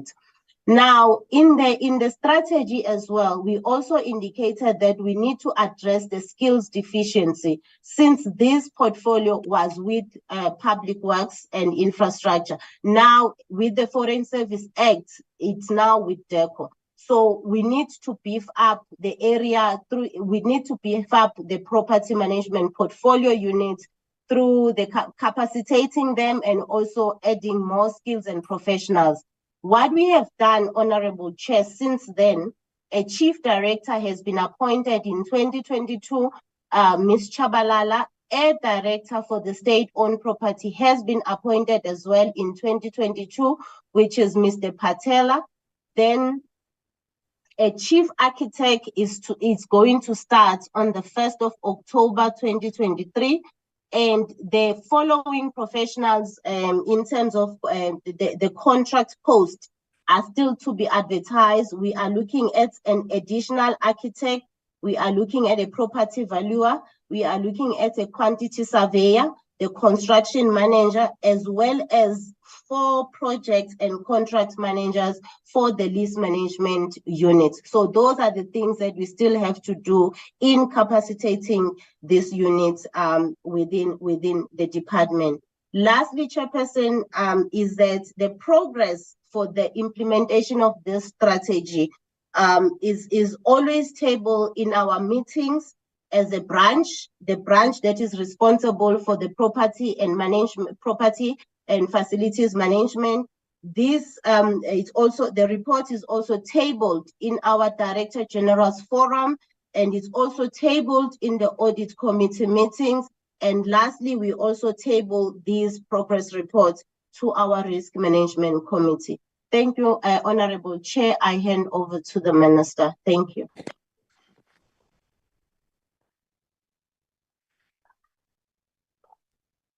Thank you very much, Chair. With your permission, that is our presentation. I now hand back to you, Chairperson.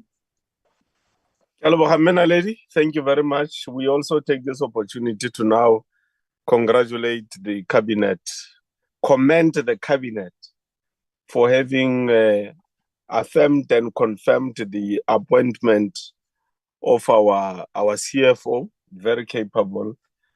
I hope one day, at some point back, I did make a proposal to the National School of Governance that some of the rare skills we need within the state, it's some internal institute to deal with matters of finance, ranging from internal audit and CFOs, auditing, and all those other skills that we need within the state. So we congratulate you, my sister, that you have been appointed by Cabinet. We have been working with you and we know your capabilities, your capacity. We know you are a very humble person, but in that humbleness, there's always passion for hard work. You go beyond what is expected from you as an individual. You don't look at the watch. You look at the work that must be done. And I know where I stand, that people like you not only have to handle the work and its dynamics in the workplace, you also have to balance that with other roles that you play in your own family and the broader family and other activities in society. So we congratulate you and continue to handle those matters in the manner in which you have been handling them, in a very professional, encouraging, and in a very educative manner. You'll remain a role model for many young people, many years to come, and your co-workers. Members, we can now engage with the presentation.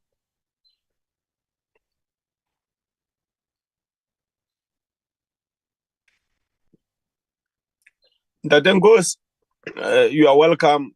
Ntatengos did indicate, members, that he had serious connectivity problems. He's now back on the line. Ntatengos.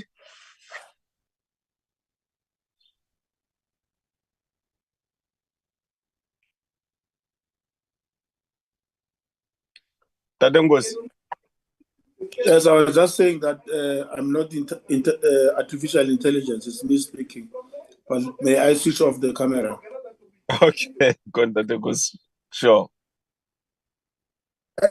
Chair, I welcome the comprehensive report on the strategy. I think it responds to a very large extent, in fact, almost 90% to the issues that you raised. I have two, it's not issues, but two comments to make. Firstly, is in relation to the proposed sales and the extent to which there is agreement, or there's going to be agreement between Treasury and DECO. I think it would be safe at the tactical level to have the agreement from Treasury to retain a percentage of the money, because it may be difficult once the money is in the kitty of Treasury for them to then recommit it to DECO. So we may have to advocate or request for some sort of ring-fencing before even we execute the sales themselves. It's going to be difficult, I agree.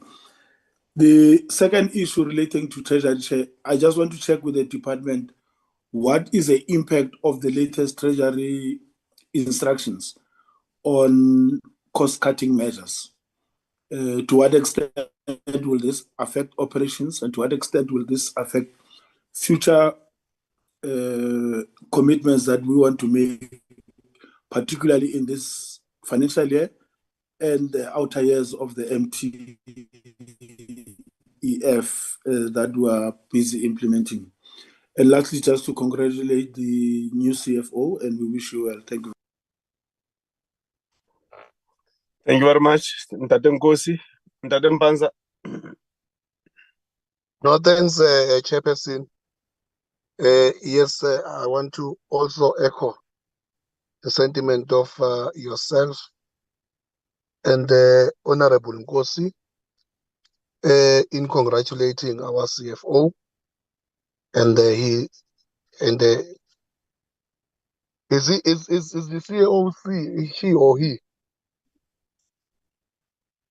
She. He. She. No. She. Oh, she. Okay.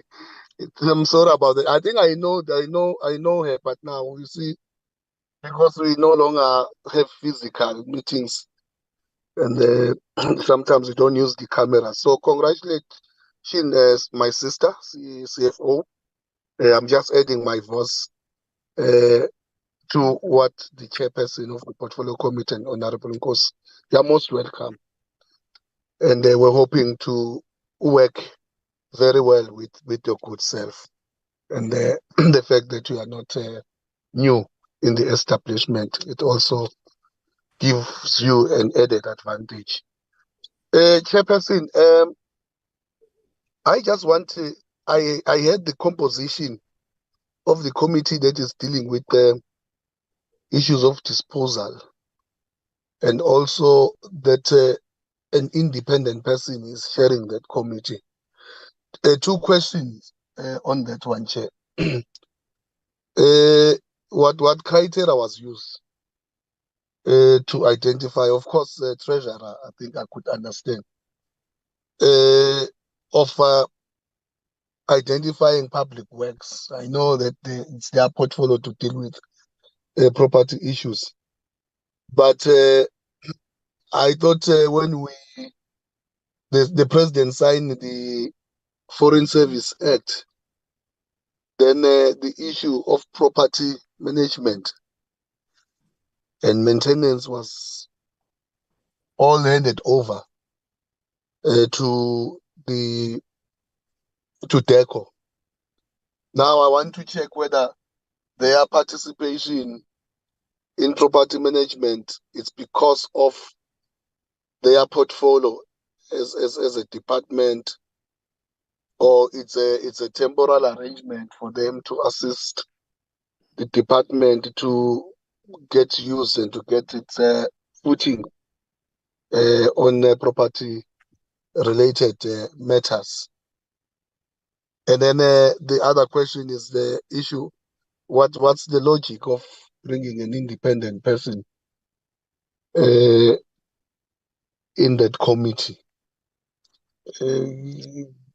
Does the department don't trust that the management or officials can handle the matter very well without being compromised? They can handle this matter of sharing this thing objectively as they are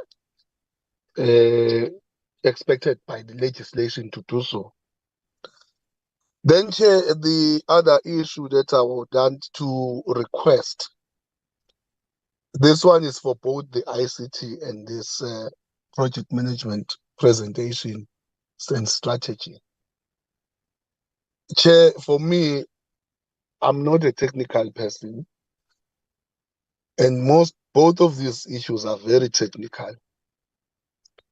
And I would request the officials, if it is possible, through the minister, just to give us a simplified,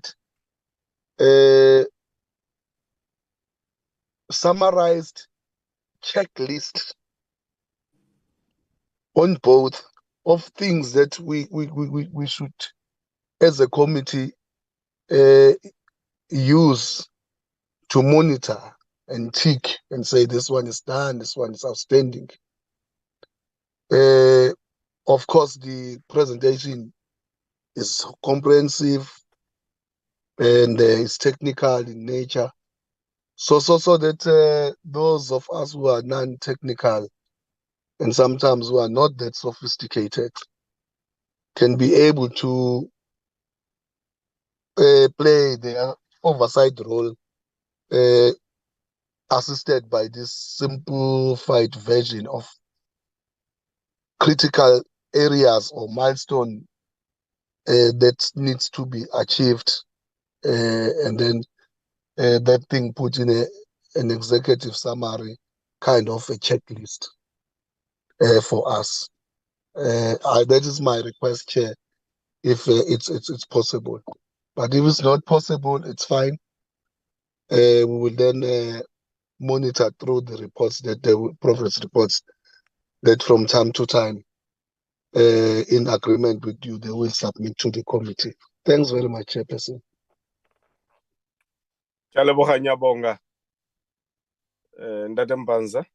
don't have anything from my side, Minister. I don't know whether from your side you have some remarks you want to make before we release the department. No, Chairperson, thank you very much. I'm going to ask Ms. Bengu to respond, and Ms. Chabalala if she wishes to add, because she is really the active office in these matters. I must say this does take up a great deal of time. It is a very complex area, as with ICT. In fact, my description of DERCO is complexity, just in general terms, because of its wide breadth and scope of work, Chairperson. Just to say to Honorable Mbanza, and thank you to the colleagues for congratulating Ms. Bengu on her appointment. But just to say to Honorable Mbanza that I think we really do try to use external expertise when we can, not because we don't trust that we have the capacity, but really, I think to add value to the department and to draw on skills as broadly as possible. I do think even within public works, while we have as DERCO assumed the responsibility granted by the Act, public works does have technical capacity that is very, very helpful for us. And so we agreed that we would want to continue to draw on that. And I think developing a good working relationship between departments is very, very important. So we've really not thrown out public works, rather given the history with the property portfolio of DERCO and the technical expertise that lies within them. We've agreed that where possible, we will try and work together with them while also building our own capacity. So it's really intergovernmental cooperation between departments, which we think is important. But allow Chair for Ms. Bengu to respond in particular to the questions posed by Honorable Nkosi. And let me assure Honorable Mpanza that we will try to address the matter that he has suggested with respect to a checklist. With the property presentation, I did find that I understood it. But when we were dealing with, I don't know if it was Cobalt or Cobit in the ICT one, I thought, I think I need more tutorial. So I do agree with Honorable Mpanza, but if we could ask Ms. Bengu and Ms. Chabalala, please, Chair. Okay, Menaredi. Ndade Mpanza and Ndade Nkosi, these are the earlier hands, I suppose. No, mine is not. It's just a new question as she answers. Okay. I just want to understand, what does it mean? What does she mean when say buildings that are earmarked in some missions will be repurposed? What does repurposing mean or entail? Okay. Thank you very much, Ndade Nkosi. Remember when I saw you for the first time, I confused you with Mahlenge Bengu. By then, she was not yet an NEC member and a spokesperson of the ANC. So when I saw you in person, I then realized, no, this is not the Bengu that I thought I know. So I know both of you now properly. You can proceed, my sister. Thank you, Honorable Chair, and also let me thank you and all the members for the wonderful welcoming. And yeah, Honorable Chair, thank you. Let me first start with the last question that was asked around repurposing. What do we mean by that?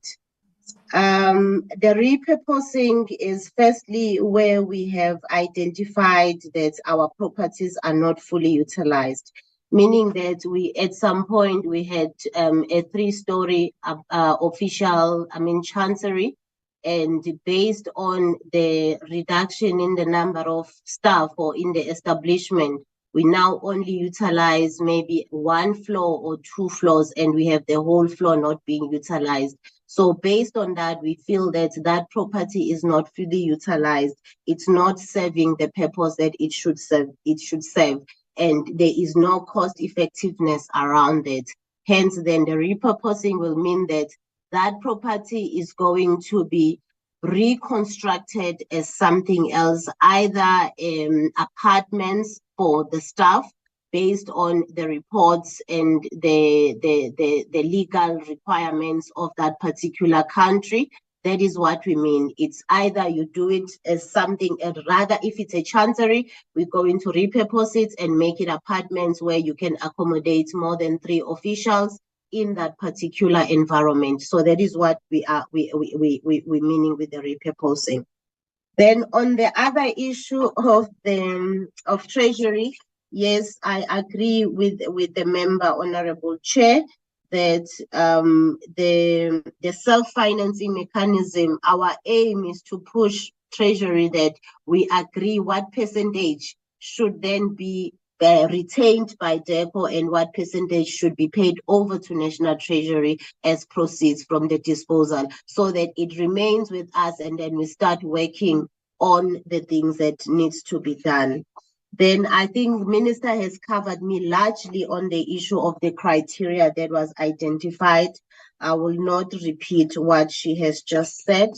And on the issue of the cost containment measure document that we've just received, the acting DG has attended, acting DG Ambassador Dlomo has attended a FORSAT, and in the FORSAT, this matter was discussed, and it was agreed that all DDGs will need to have a discussion with National Treasury so that DGs can be given an opportunity to respond. This is simply because for DEPO, the implication is going to be huge. Starting from the infrastructure issues, moving over to the issues of travel, moving over to the issues of workshops, summits, and conferences. So this is basically the work that DEPO is tasked to do. So with these cost containment measures, it will be difficult for the department to then operate or fully address its operational plans.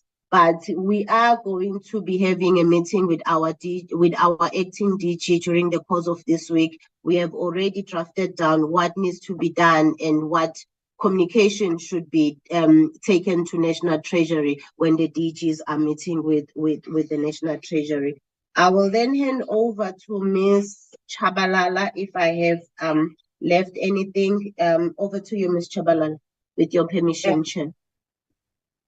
Thank you, CFO, and morning, Chairperson, and honorable members, and morning to you also, Minister and colleagues.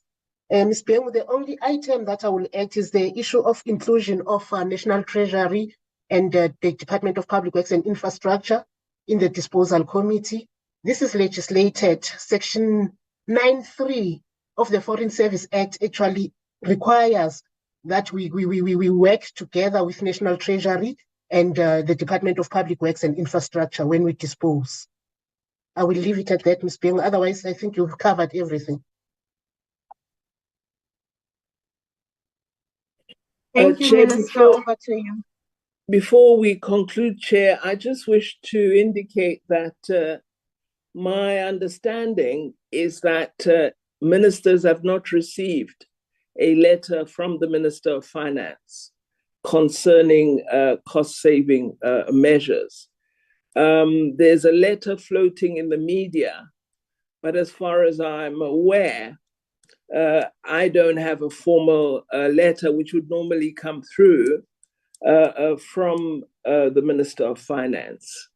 I believe Cabinet would still want to discuss this matter thoroughly. Thank you. Thank you very much, Minister. You know, yesterday I was in court on another matter, which I won't elaborate here. And this is one of the things I said to the judge. And I made 2 examples to him that, you know, Judge, some of the applicants come here and give evidence which is sourced from newspapers, from articles, from what is said by people who present themselves as analysts. And those things are presented as fact and truth, when actually that is not the case. So I sympathize with you. I know that people will continue to do this. We don't have an irresponsible government where you will have such drastic development within the state and there's no formal communication.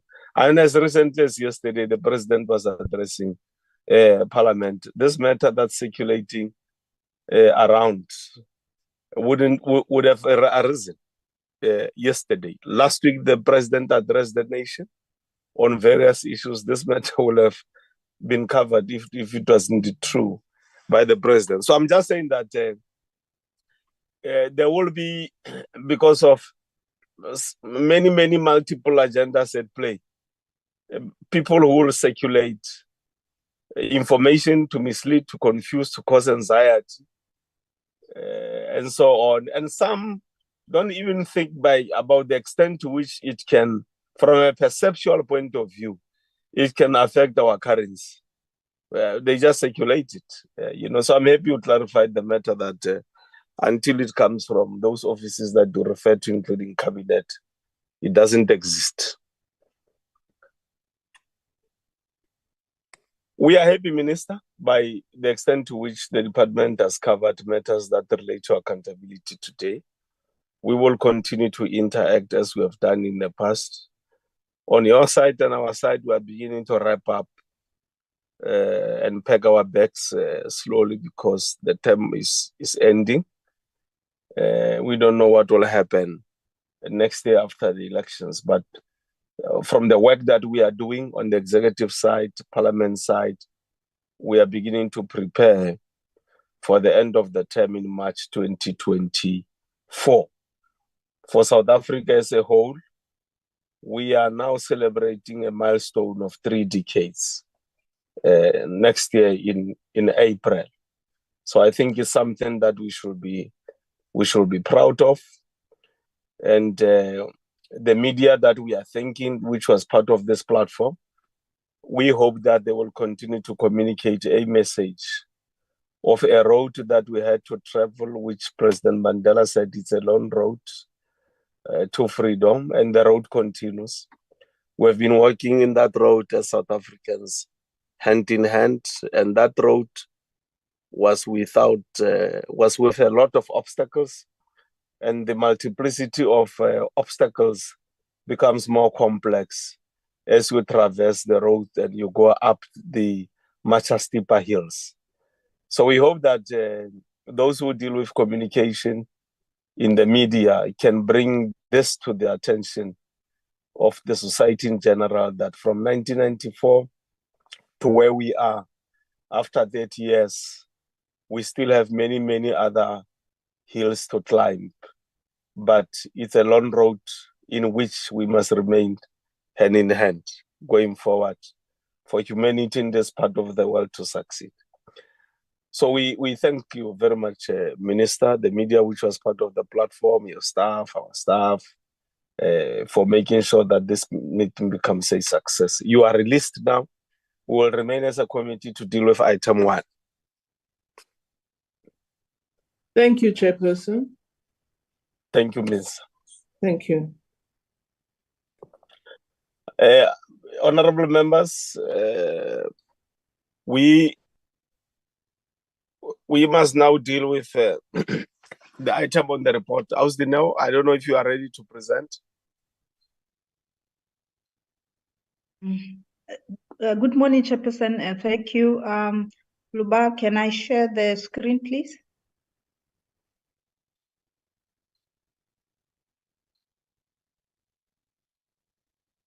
Okay, good morning, Sister. You are able to.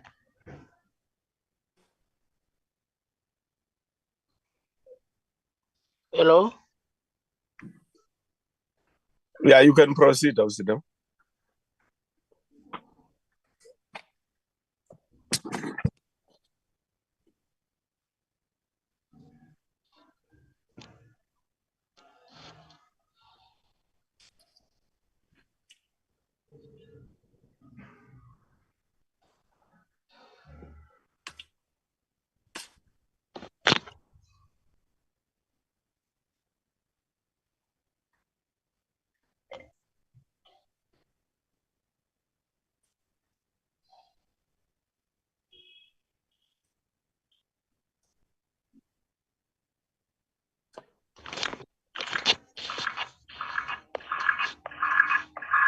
A technical problem.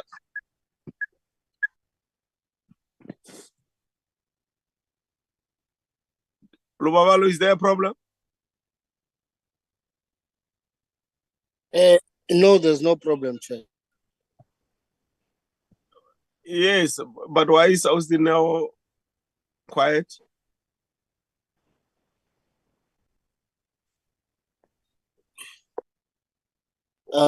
Let me check if she's still online, Chair.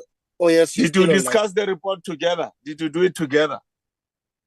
No, she did the draft, Chairperson.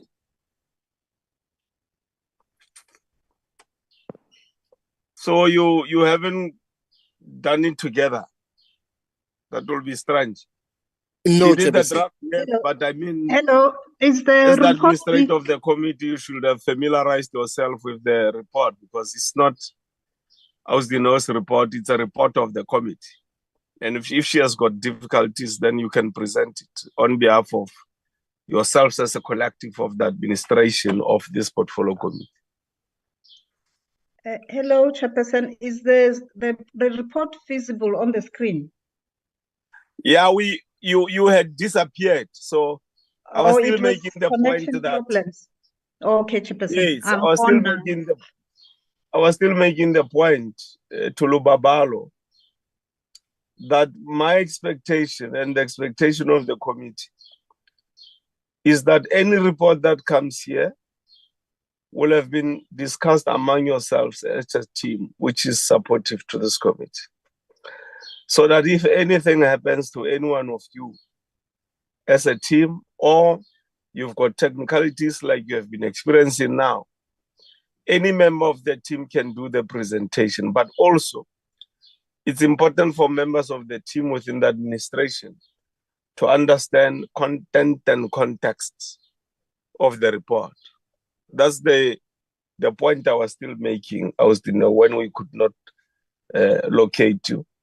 And if it's indeed true that this is referred to as your draft, and it was not like you did not sit together as a team and say, we are preparing for the portfolio committee meeting, let's together go through the report so that we understand it the same way.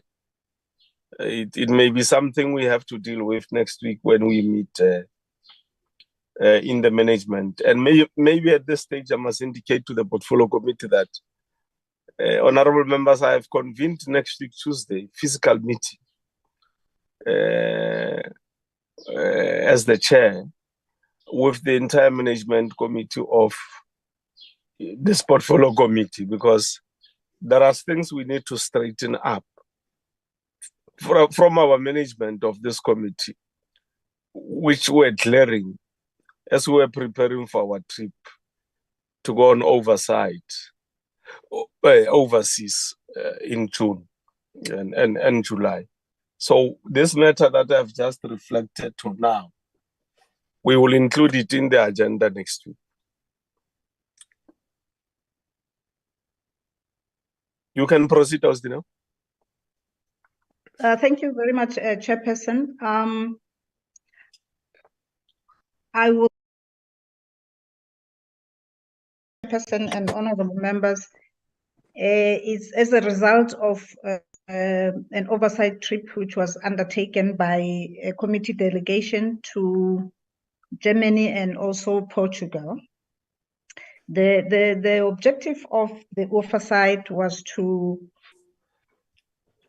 for the committee to verify the findings of the Auditor General, which came out in her report of 21-22 in terms of a number of items which were listed and which in the main the report of the Auditor General had reflected that those matters of concern were mainly from the missions abroad.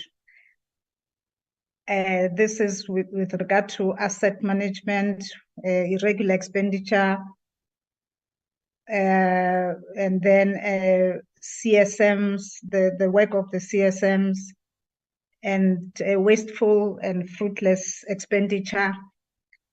And then the second reason, main reason, was for the committee to familiarize itself with the vacant properties abroad, where the department had started the processes of disposing of those properties. So basically, that's what the oversight was. And also in terms of every time the committee travels abroad, it also takes the opportunity to do the actual oversight on the missions that will be visited. So, Chairperson, in the usual manner, since this was an oversight which went to 3 cities within 2 countries, I would quickly just go over what transpired in one of those meetings, which was the first one was with Germany. So when the committee discussed matters with Germany, it transpired that the ambassador had traveled to South Africa, and because of the bilateral with Germany, which happened at around the same time. However, there was a concern by the committee that the committee had wished that the communication with regard to the absence of the ambassador could have been done prior to the visit or during the visit.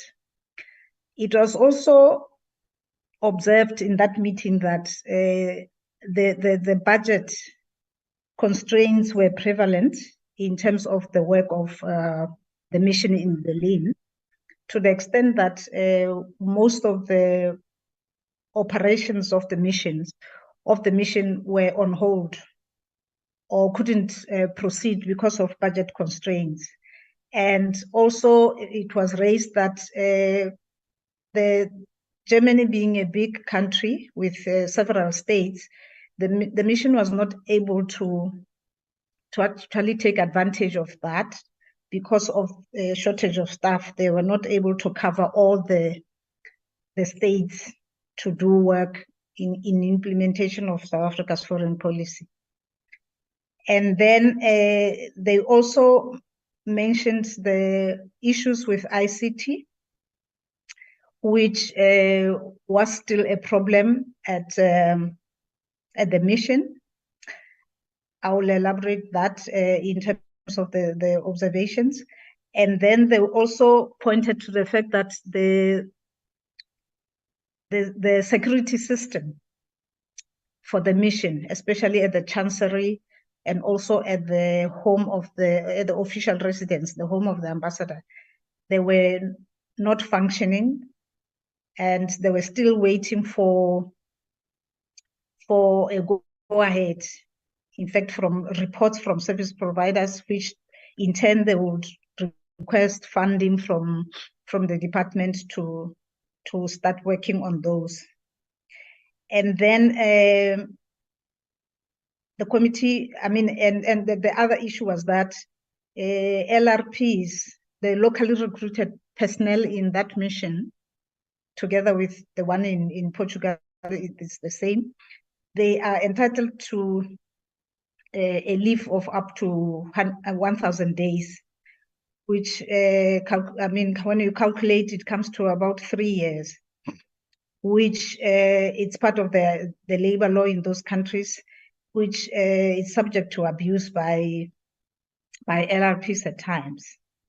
And then in the discussions, the mission was encouraged also to interact closely with other African countries in Germany and also with the BRICS countries, so that they engage, for purposes of a common interest, and also to identify opportunities for South Africa.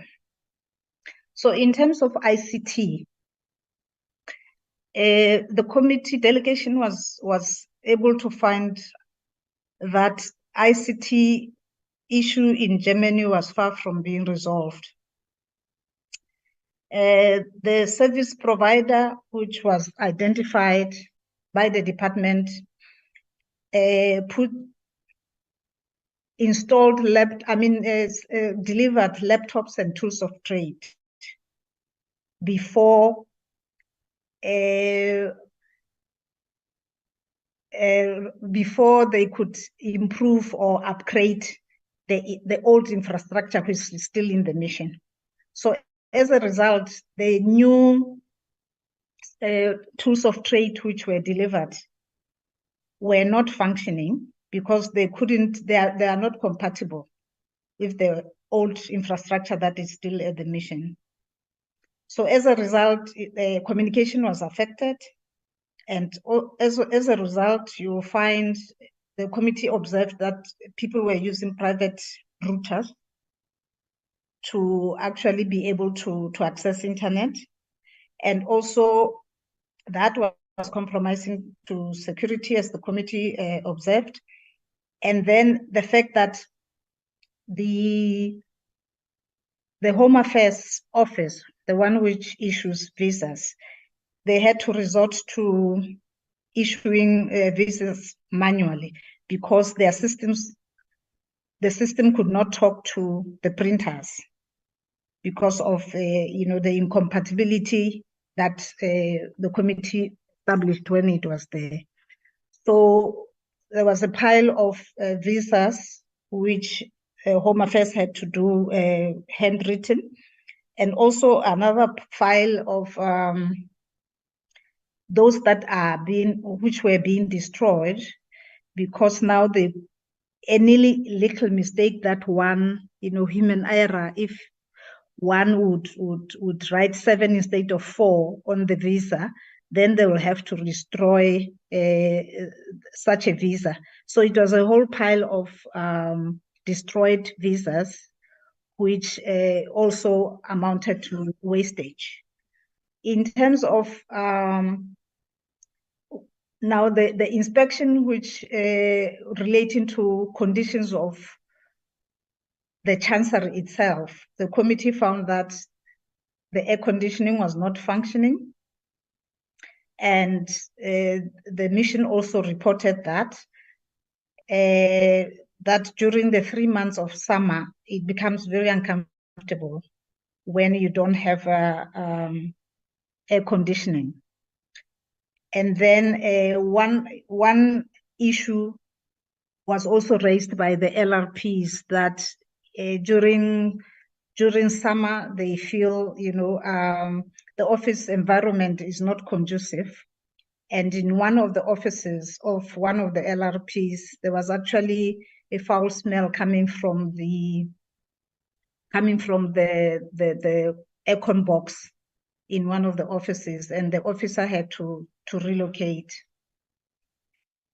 And then in terms of the CCTV cameras, the committee observed that the cameras were not working, which put the security of the chancery at stake, and they were also not working at the official residence.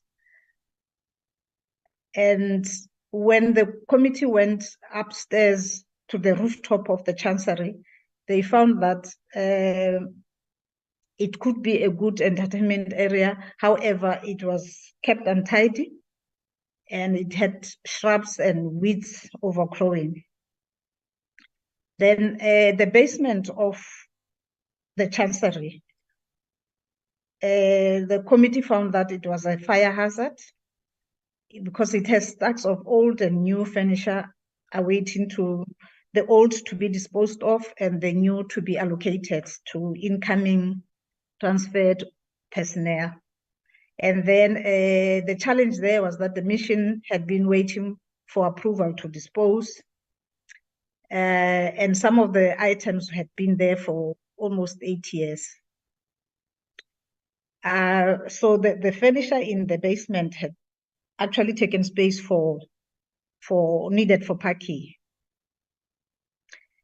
Now, with the responses from the mission was that, at least with ICT, that they lost some emails in April, and then Wi-Fi was installed in June. But however, they got they realized afterwards that the license for the router which came in, which was new, had expired, and therefore they could not use it. So they were waiting for licensing processes to go ahead so that they're able to use the service, the router.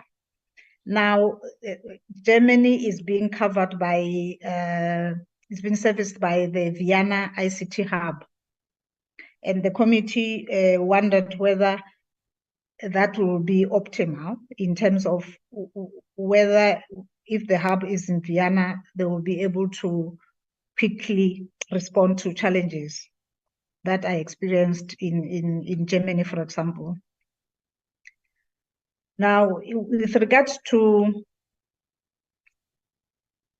trade attaches, the committee found that in 2020, that was the last time that a trade attache was in the mission. Since then, they have been withdrawn.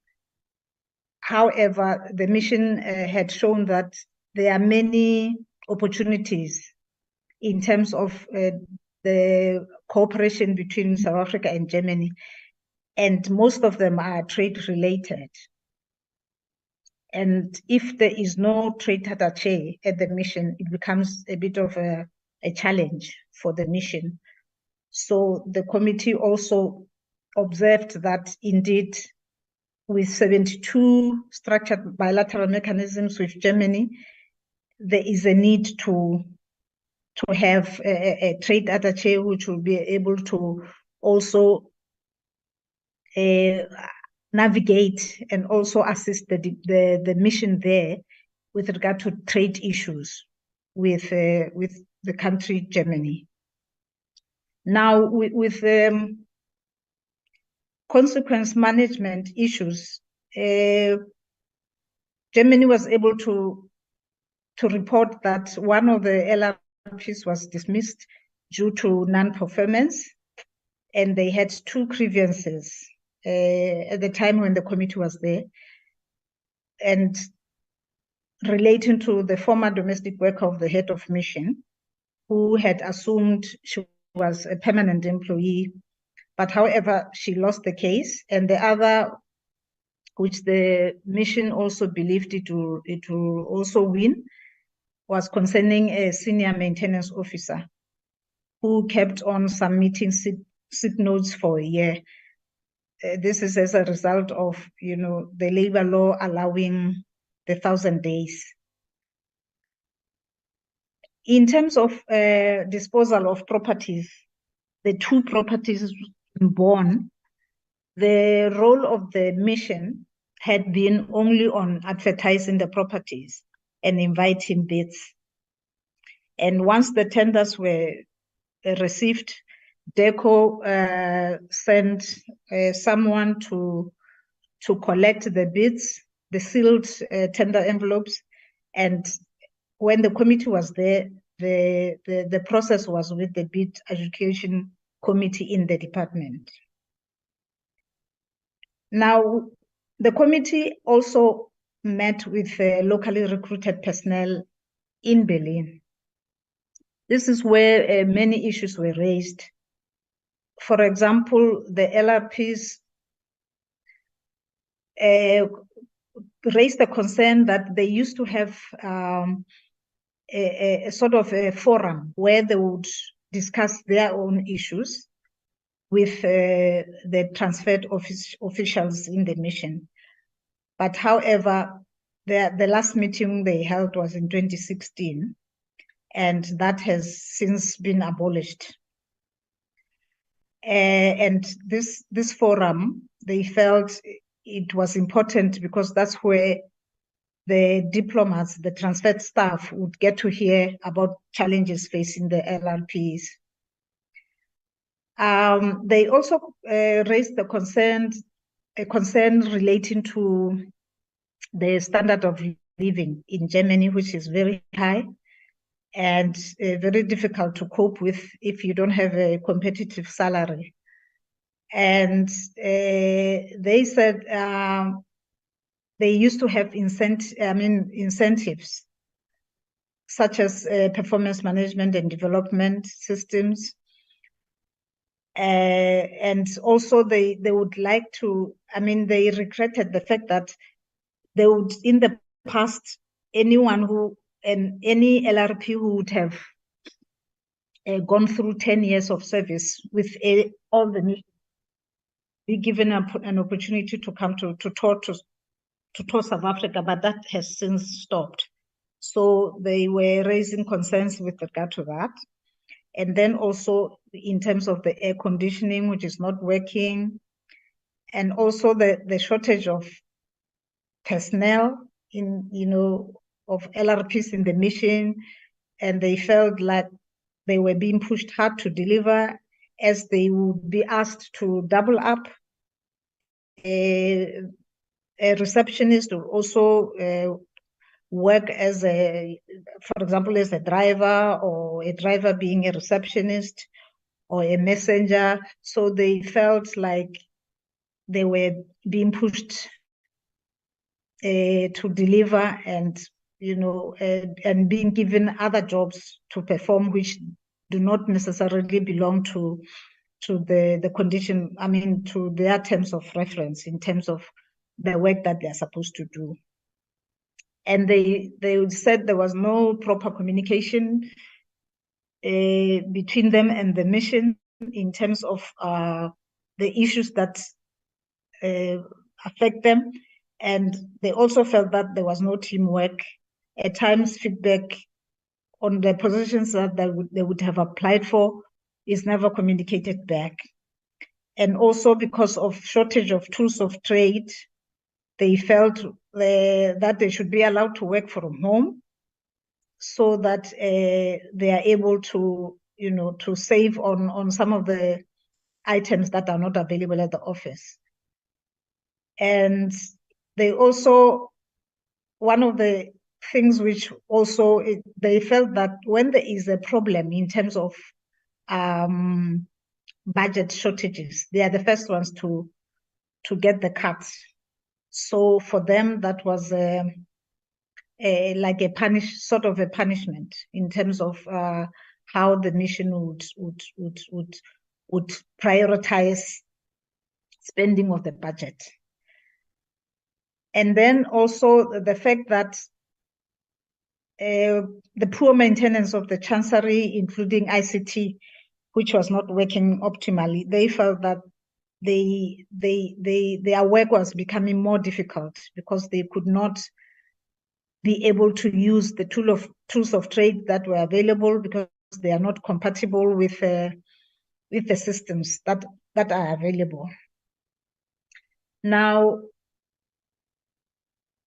that is the issues which transpired in Germany.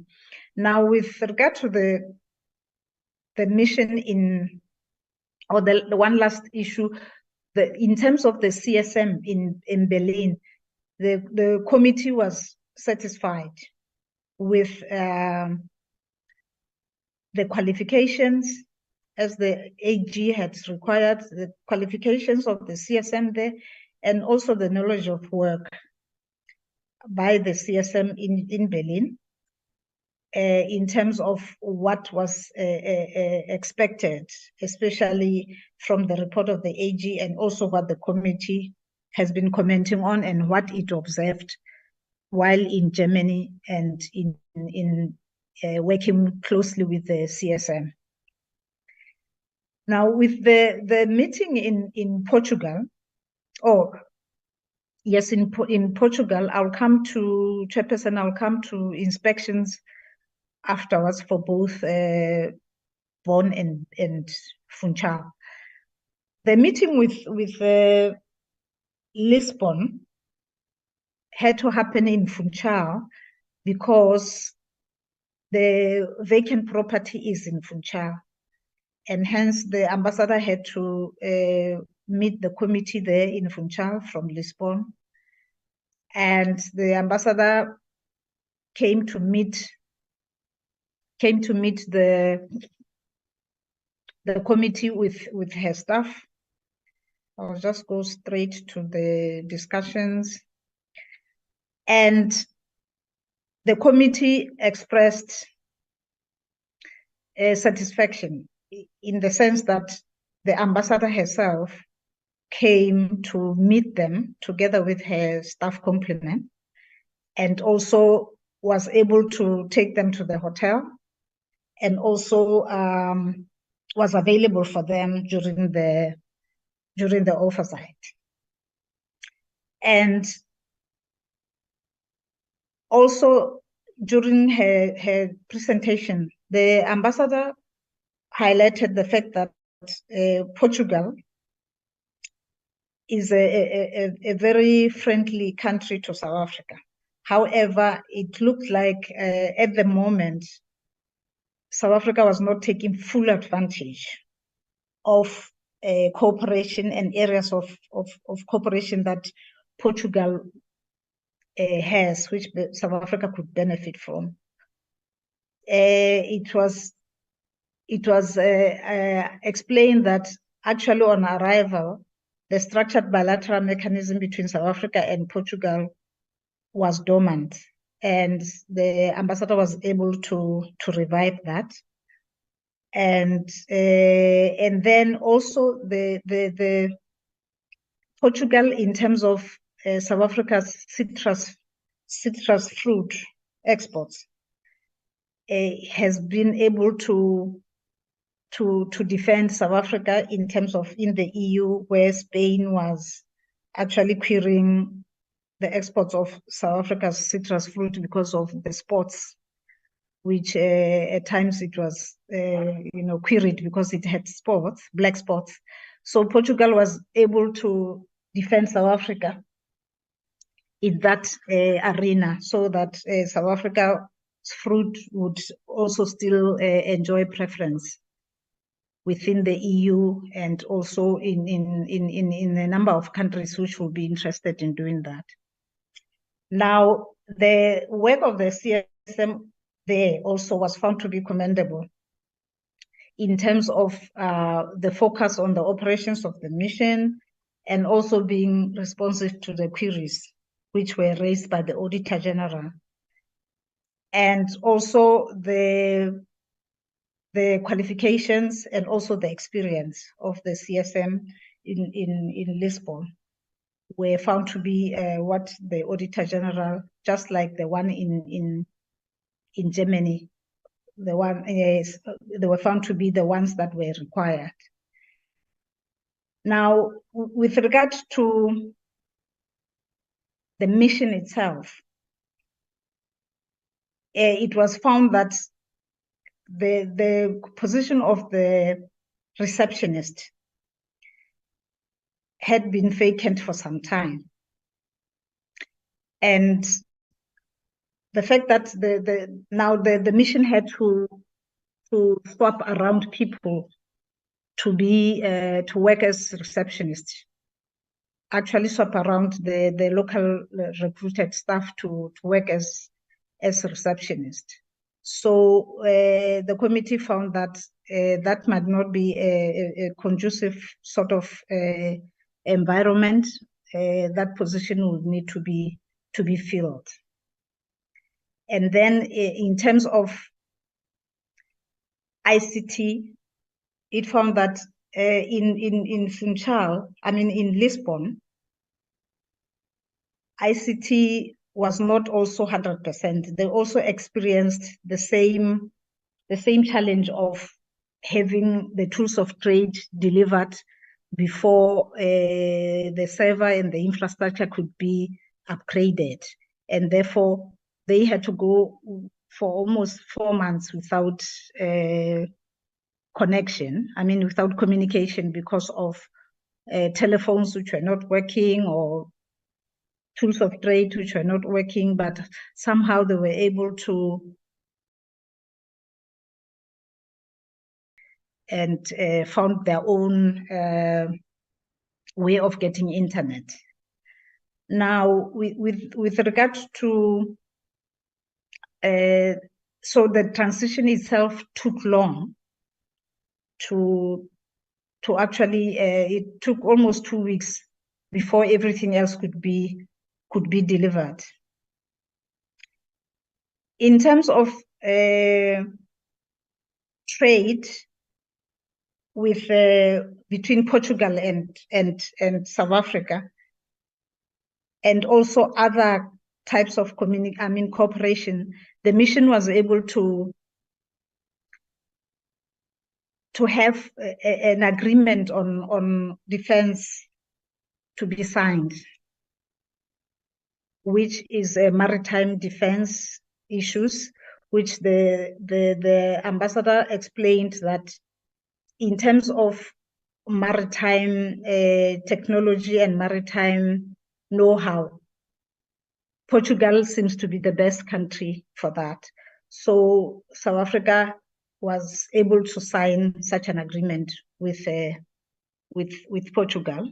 So, but in the meantime, advantages should be taken in terms of allowing Portuguese military to actually have regular training with South Africa, so that they're able to protect the coastal line of South Africa around together, from Cape Town to the side of Mozambique and also on the side of Namibia. With regard to the mission staff complement, it was said that there are not many, hence what the department has decided to do is to let the current chancery, which the mission is using there, to be repurposed so that they can buy a smaller office, because at the moment there are floors which they are not using, and therefore that will be happening very soon. However, the committee had a concern that if time had allowed, and if actually Parliament would have authorized that they also go to Lisbon, they could have gone there to also check for themselves these issues which were being raised. Currently, South Africa is importing, Portugal is importing hagfish, avocados, and citrus fruit from South Africa. But just as in Berlin, there is no trade attaché in Portugal. And therefore, the same concern was raised in terms of the opportunities that are there available in Portugal. And if there is no trade attaché, then those opportunities will be missed, because now the staff complement is not, the numbers are not that big, and therefore they will not be able to cover every corner of Portugal. At least if there is a trade attaché, they would be able to continue.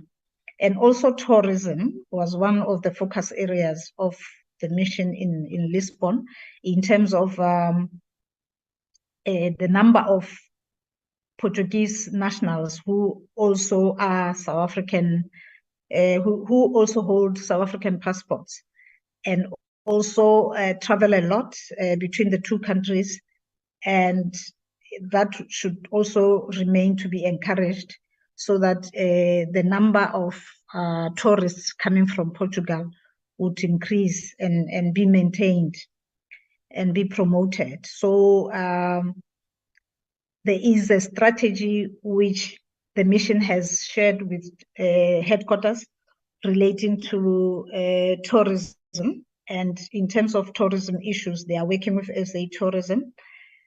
And in one of the tourism promotion events, they had invited all the provinces.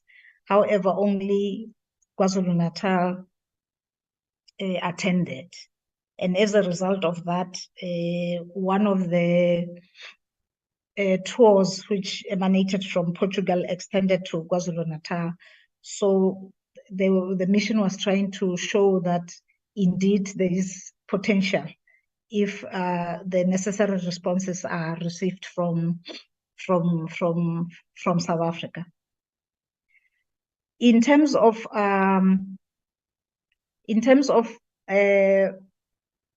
the inspection now of both missions. In Funchal, the committee went around to the property and found that the property was actually in a very good area, a prime area, and it had 3 floors, but it was dilapidated. The actual flooring had been ripped off, and some of the items inside were missing, and the door frames and window panes were rusted and loose. However, the surroundings were kept clean, which is one area where the embassy contributed to wasteful and fruitless expenditure, because they maintained the surroundings of a vacant building. Now, in terms of the roofing, the structure itself was still solid. There will be photos that will show members after this presentation, so that we can quickly go so that members can have an idea of what the conditions are. In terms of in Berlin itself, the first property, which is the Chancery. The Chancery, the committee found that the Chancery was actually in a residential area. And being in a residential area, it's a big building, which is, the structure is still solid outside, but inside it's dilapidated, highly dilapidated. The committee found that the ceilings were ripped off, the electrical wiring in the basement were ripped off, the actual appliances in the building were also ripped off, and there was a very strong smell of damp in that residential, in the Chancery, which was empty. And it's a huge property, but nonetheless, the outside is kept unclean, and it's really, it looks outside it looks good, but when you walk inside, it's a shell. It has no life in it. Now, the property, which is number 2, which is the official residence in Bonn, it's an old building. And what the committee found there is that the old South African emblem of the old apartheid government is still on the face of the building. And the surroundings it's shrubs everywhere. Inside, it's dilapidated. Also, it has mold. It has appliances removed, and the surroundings are unkept. And also it transpired that the processes for the bids, which were for advertising tenders, it was done by the mission, and also the processes were before the bid adjudication committee when the committee was there. So for both properties in Bonn and both properties, one property in Funchal, the committee was able to observe that there is, the recommendation by the department that they be disposed of. The committee would talk to that in this report and see whether they are recommending it or they are not recommending. So in terms of now, if I can go to the actual findings and the actual recommendations, Chairperson, I will skip 4, 1, 2, and 3 because they are just legacy issues. Number 4 finding was that the head of mission was absent in Berlin because he had traveled to South Africa. But however, he was aware that the delegation was coming over to Germany. Number 5 is that the department had gone full steam ahead with the processes for disposal of the 3 vacant properties in Bonn and Funchal. By the time the committee got there, that process had taken place. In January, they were advertised, and the closing date was in February. And therefore, the bids were collected. The tender envelopes were collected by the department physically. And then the bids were before the bid education committee for consideration.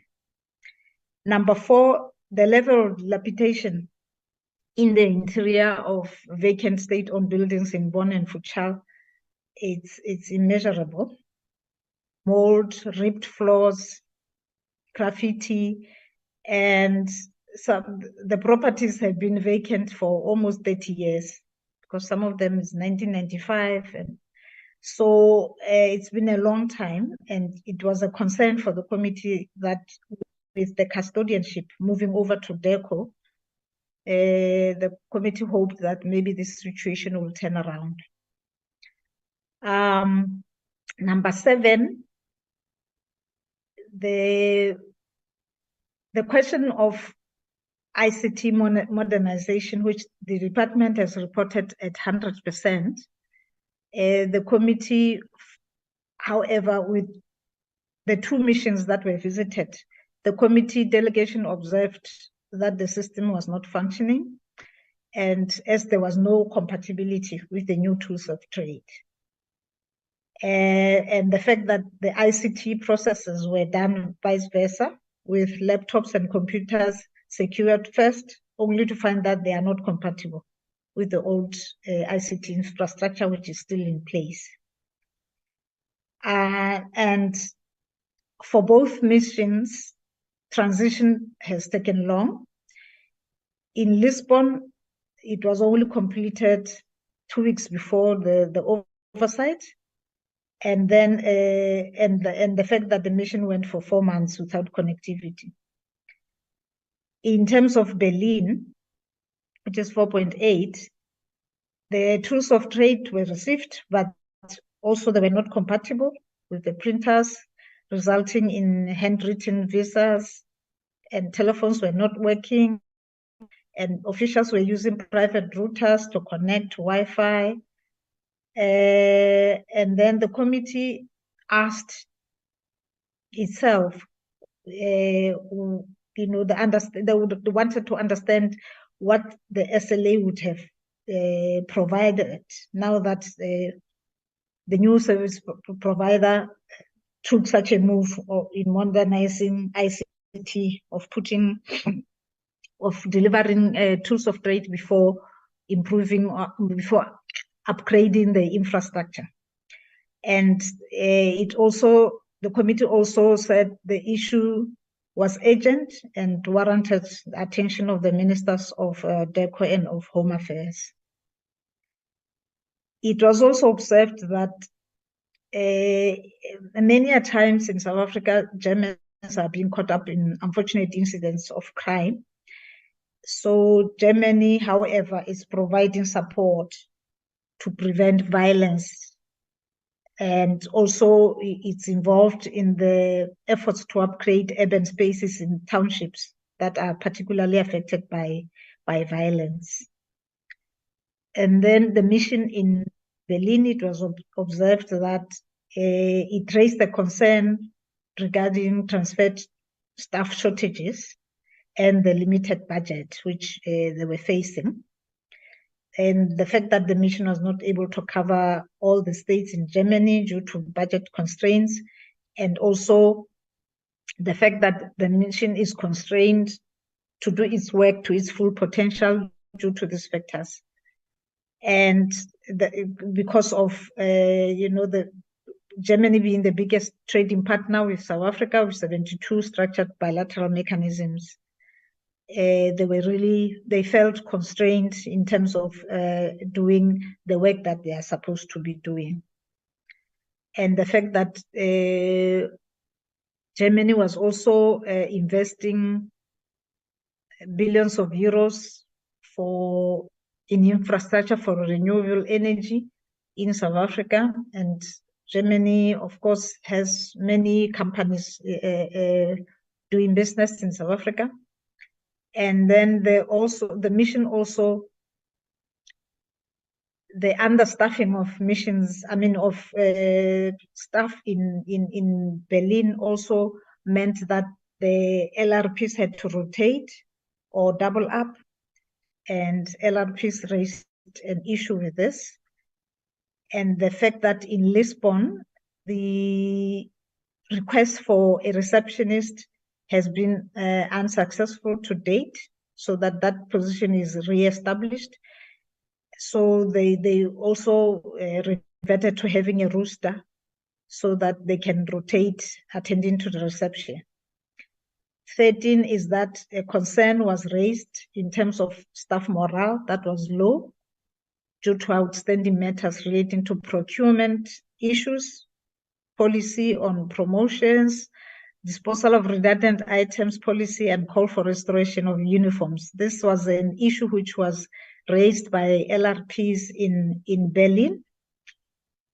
And 14, the fact that in 2 countries, the LRPs qualify for maternity or sick leave of up to 1,000 days, which is almost 3 years.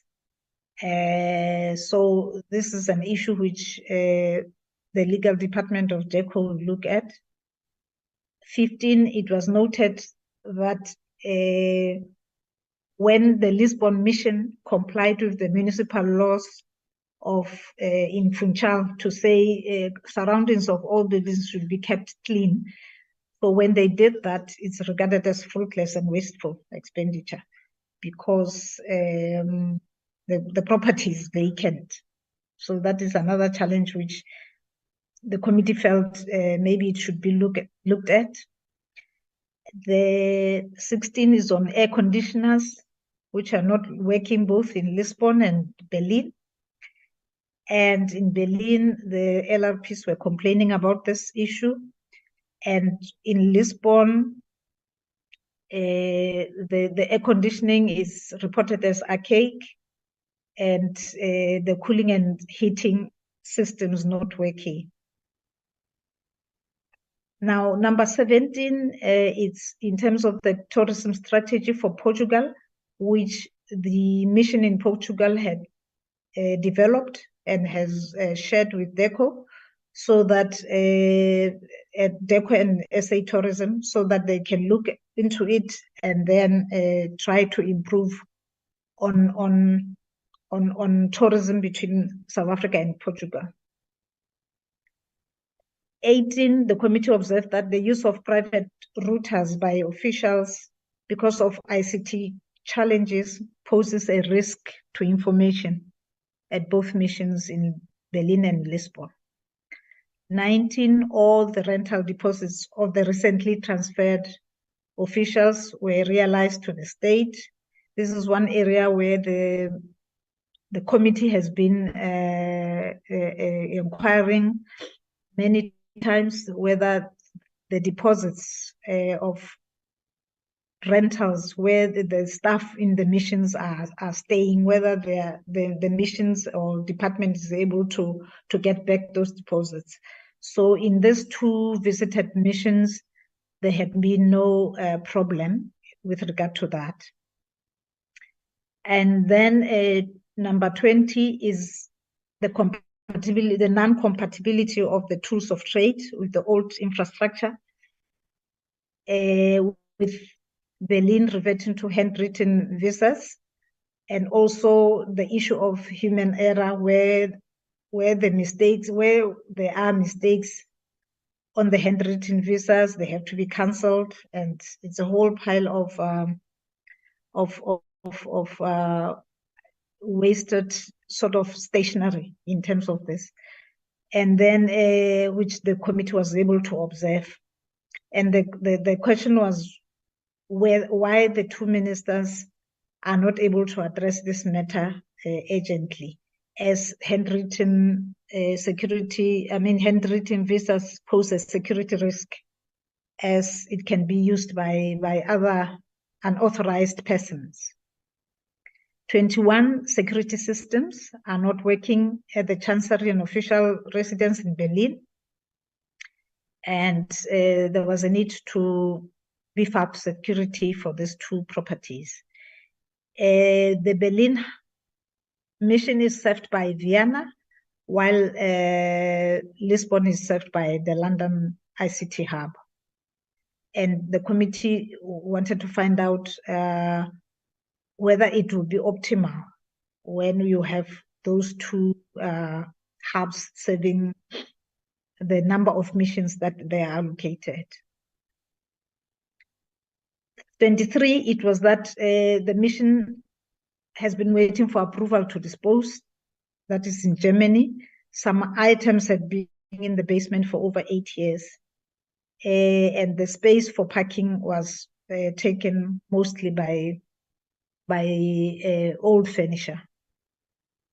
In terms of completeness of the asset register, both missions seem to be up to date, with Berlin being at 93% and 90% in March, and Lisbon being at 97%. 25 is the issue of the trade attaché, which the committee observed that in both missions there was no trade attaché, and also the fact that those 2 countries are important trading partners for South Africa, so there will be a need for increased trade, which will be facilitated by a trade attaché. 26 is that both missions were encouraged to collaborate with the African Union states and also BRICS. And the fact that 27, Portugal is a reliable partner of South Africa, and the fact that already South African products are found now in the shelves in Portugal was an added advantage. And also the fact that there is a need to strengthen maritime security training cooperation between the 2 countries. The ambassador in Lisbon was also congratulated for reviving the bilateral mechanism with Portugal, which was dormant for almost 8 years. And then there was also a concern raised in terms of the Consulate General office, which is in Munich, in terms of Germany. It didn't seem like there was a close working relation with the embassy in Berlin. Maybe because of budget constraints, or the committee couldn't find out, but there was clearly some sort of shortage in terms of cooperation information between the two. 30 corporate services managers in both missions were found commendable, focused on the operations of the mission and responsive to queries. And their experience and qualifications were as recommended by the AG. Then the last observation is the fact that the committee felt that since it's not easy or it's not possible for the committee to undertake oversight as regularly as it would wish, it would help if every time it has that opportunity, the heads of mission are available for the committee delegation, so that the oversight becomes meaningful. Now, in terms of recommendations, Chairperson, the first recommendation is that the minister is requested to liaise with the Minister of Defense to strengthen maritime security training cooperation with Portugal, as it was discussed earlier. And also number 2, to liaise with the Minister of Trade to consider reinstating or re-establishing the positions of trade attaché, at least in these 2 countries. The third recommendation is for the minister to liaise with the Minister of Home Affairs to come to a lasting solution on the ICT infrastructure, which is impacting on visa processes in the 2 missions, so that the handwritten visa option is discontinued. Number 4 is to increase and maintain trade and tourism cooperation with Germany and Portugal for mutual benefit. Number 5 is to ensure that the structured bilateral mechanisms with Germany and Portugal are qualitatively and qualitatively assisting the Republic to address the injustices of the past. Number 6 is to install compatible ICT infrastructure, including servers in the missions, to ensure compatibility and the completeness of the ICT project in the mission. Number 7 is to upgrade air conditioning and security systems at the Chancery and official residence in Berlin, and upgrade air conditioning systems at the Chancery in Lisbon. Number 6 is to submit a report on the motivation for allocation of ICT hubs in Europe and how effective this arrangement would be for optimal functioning of the ICT infrastructure.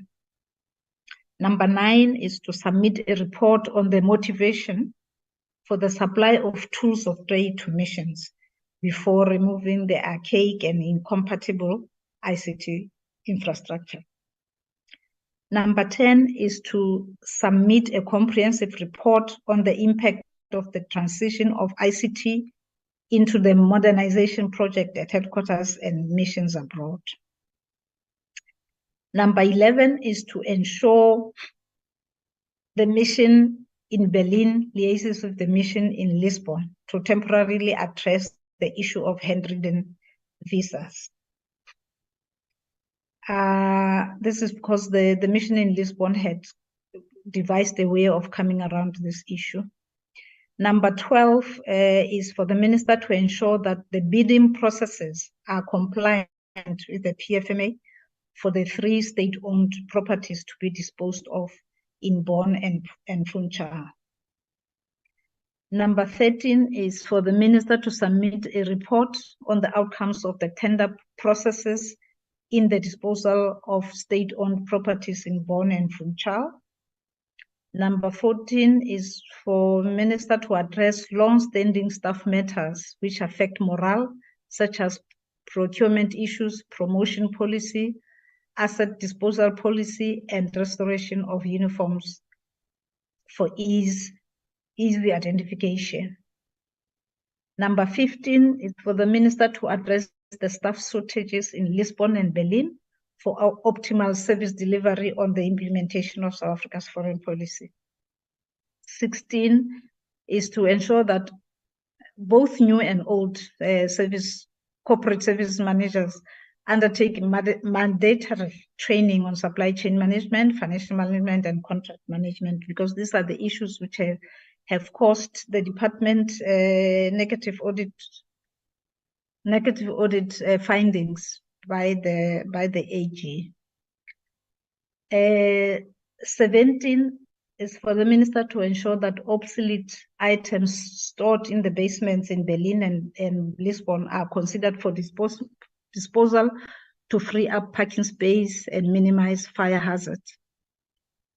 Number 18 is for the minister to ensure the implementation of the property management strategy through adhering to maintenance plans of missions regarding continuous maintenance of all state-owned properties.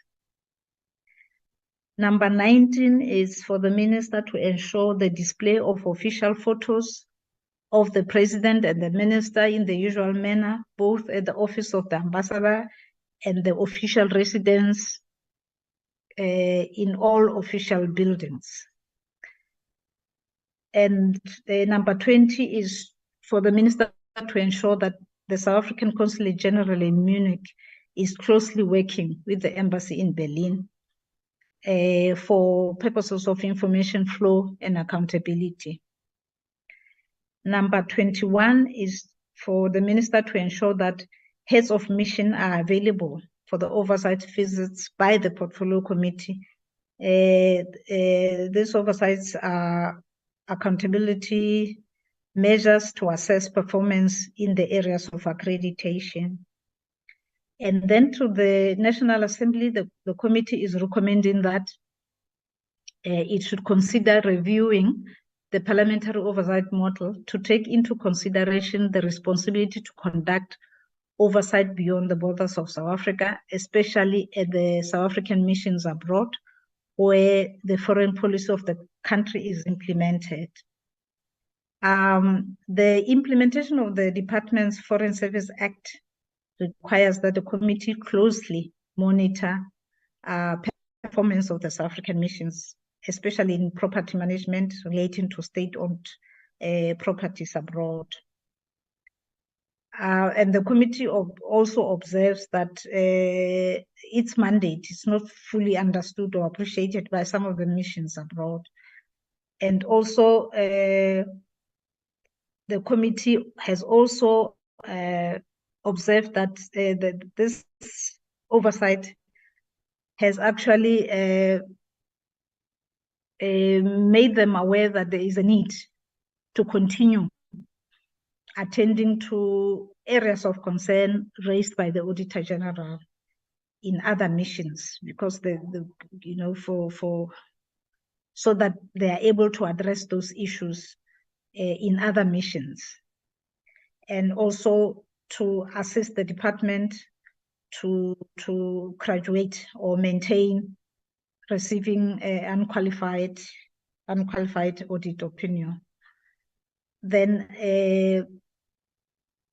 there is another one on the frequency, which I think the committee, I will leave it to the committee to discuss today through the chairperson in terms of the frequency of these visits, which can be recommended to the Speaker, to the National Assembly. And the fact that the Speaker should also consider having the administration in Parliament negotiate better travel agency fees, because this, if they are high fees, then the committees end up having long hours on flights, because they have to go around in order to satisfy the needs for a better travel agency fee. So this otherwise it causes problems for travel and also doing work on arrival in these missions after long flights. So Chairperson, through you, this is the report, but I would like to have Lubabalo flight the pictures so that I can quickly go over them. Luba, are you able to fly the pictures on your side?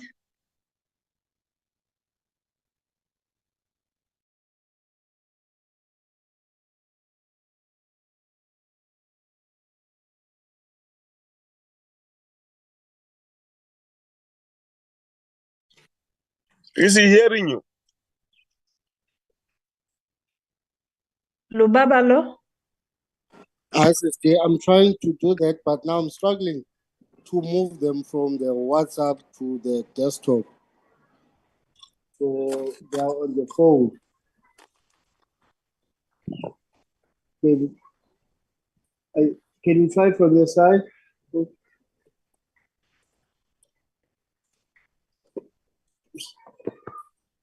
Among the members who were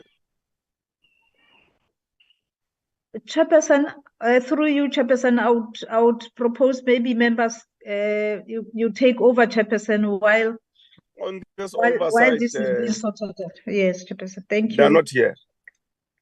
And Honorable Chetty and Honorable Panza, we know the pictures, so let's not do the pictures.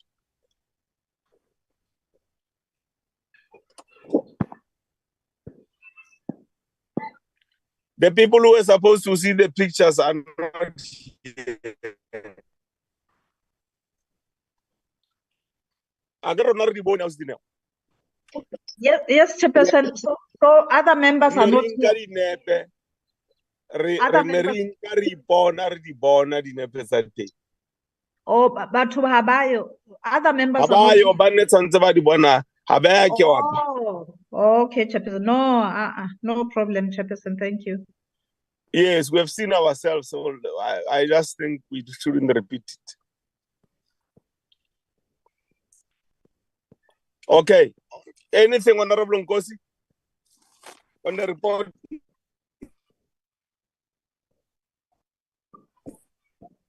I think two things. I think the first one is just excellent report. Thank you very much, Austinel. Yeah, I think two things. First is to appreciate the comprehensiveness of the report and agree that it covers everything that we have addressed. I just want to say that given what discussions we had earlier, we may receive a report from the department that generalizes how they are going to address these issues that are raised in respect of Bonn and Portugal. I mean, Germany and Portugal. My suggestion is that we say to them, these are specific observations by the committee that require attention. Some of them are urgent, as was demonstrated in our close meeting with staff, and that they've been there for a long time, particularly in terms of Germany, and they require resolution, or at least an indication that they would be resolved within a particular time frame. The second thing, Chair, is in relation to your opening statement that you were going to hold a meeting with staff regarding the issues on logistics and our experience on the trip. While I agree with that approach, I do think that as a committee, if you allow perhaps one or two observations that can be made, should be made.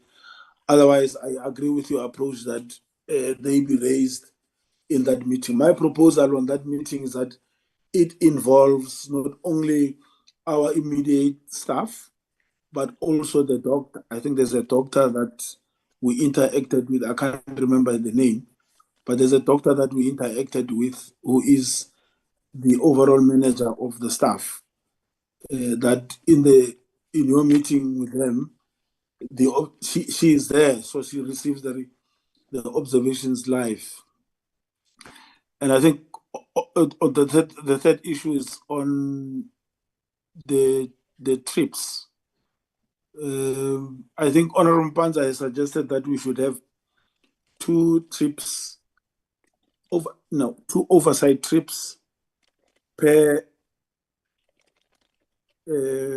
financial year. I think, given the fact that now we are now directly responsible, among other things, including property management by the department, those trips may not be necessarily adequate, because we may not be able to cover all the 100 and something missions. So I would suggest that we really to consider for the 7th Parliament that the trips, the number of trips, be increased beyond 2. Or spread in the MTF such that we're able to cover all regions over which we have responsibility, and not limit them to a specific number. Thanks, Chair. Thank you, Mtate Nkosi. Mtate Mbaz. No, thanks. I think Honorable Nkosi has spoken on my behalf. And I want just to thank you, Chair, and also Sistine for a comprehensive report, Chair. But Chair, maybe on the issue of the staff, I would be happy if our meeting then will culminate in us, whatever we agree upon with the staff, also including the Dr. Twala, which I think Honorable Nkosi is correct, must be there, because I think she is the supervisor of the head. But if whatever agreements and recommendations can be taken to the Secretary of the Parliament, maybe through the Speaker to the Secretary, I don't know what. But if it can end up there, because he's the accounting officer, he's the head of administration, so he must know what we have discussed and what we raise as issues. Yeah. Yes. Sure. So that would be my input. Sure. Thanks. Thanks, Honorable Nkosi. Honorable Mbanza. I will suggest that in as far as the oversight in the missions is concerned, we must agree that there must be a standing oversight to all the BRICS countries, excluding South Africa. Each one of those countries once a year. And that the rest of the other missions that we have to do, because out of that 116, it means we will have Russia, Brazil, India, China. It will be 4 missions, depending on how many countries will join in January. It means we'll be left with 112 countries. I will then suggest that we divide the remaining missions according to the continents, and that at least once a quarter, which means it's 4 times a year, there must be a visit by the Portfolio Committee on oversight. The approach will be that we divide the committee according to those continents, so that we are able to do this once a quarter visit. Because if we go, the rest of us as a committee,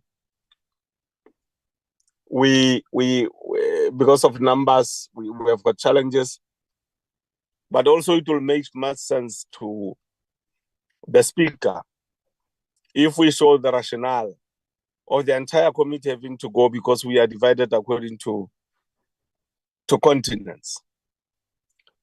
That will be my suggestion. The one on the staff, I agree that it must include everybody. That report, as soon as we are done with it, we'll give it to the Secretary of Parliament. Then it will go to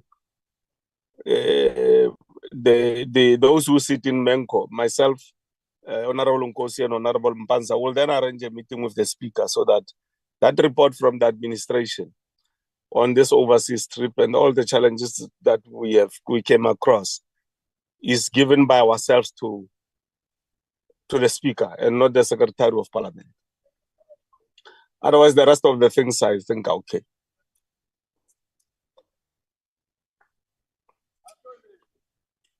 From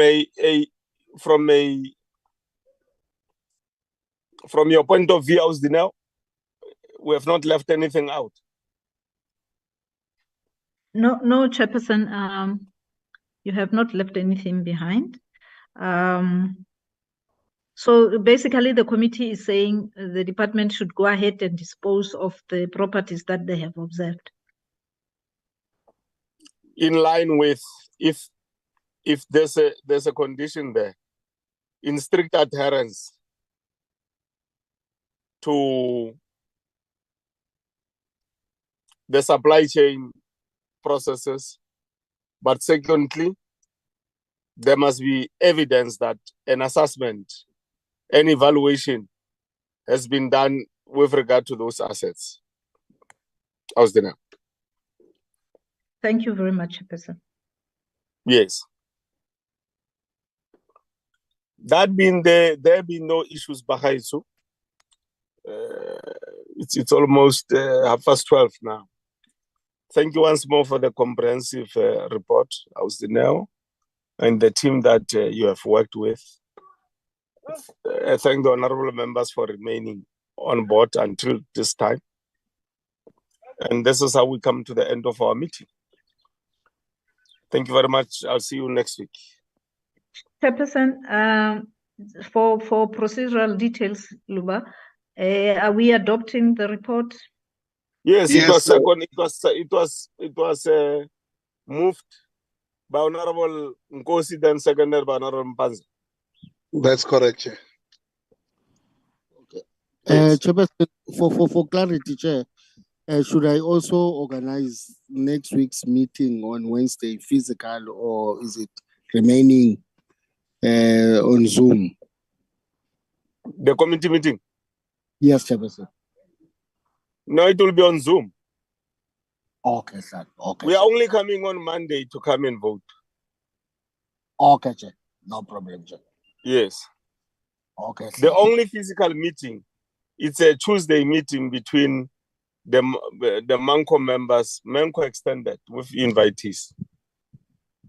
Okay, Chair. Okay. Okay.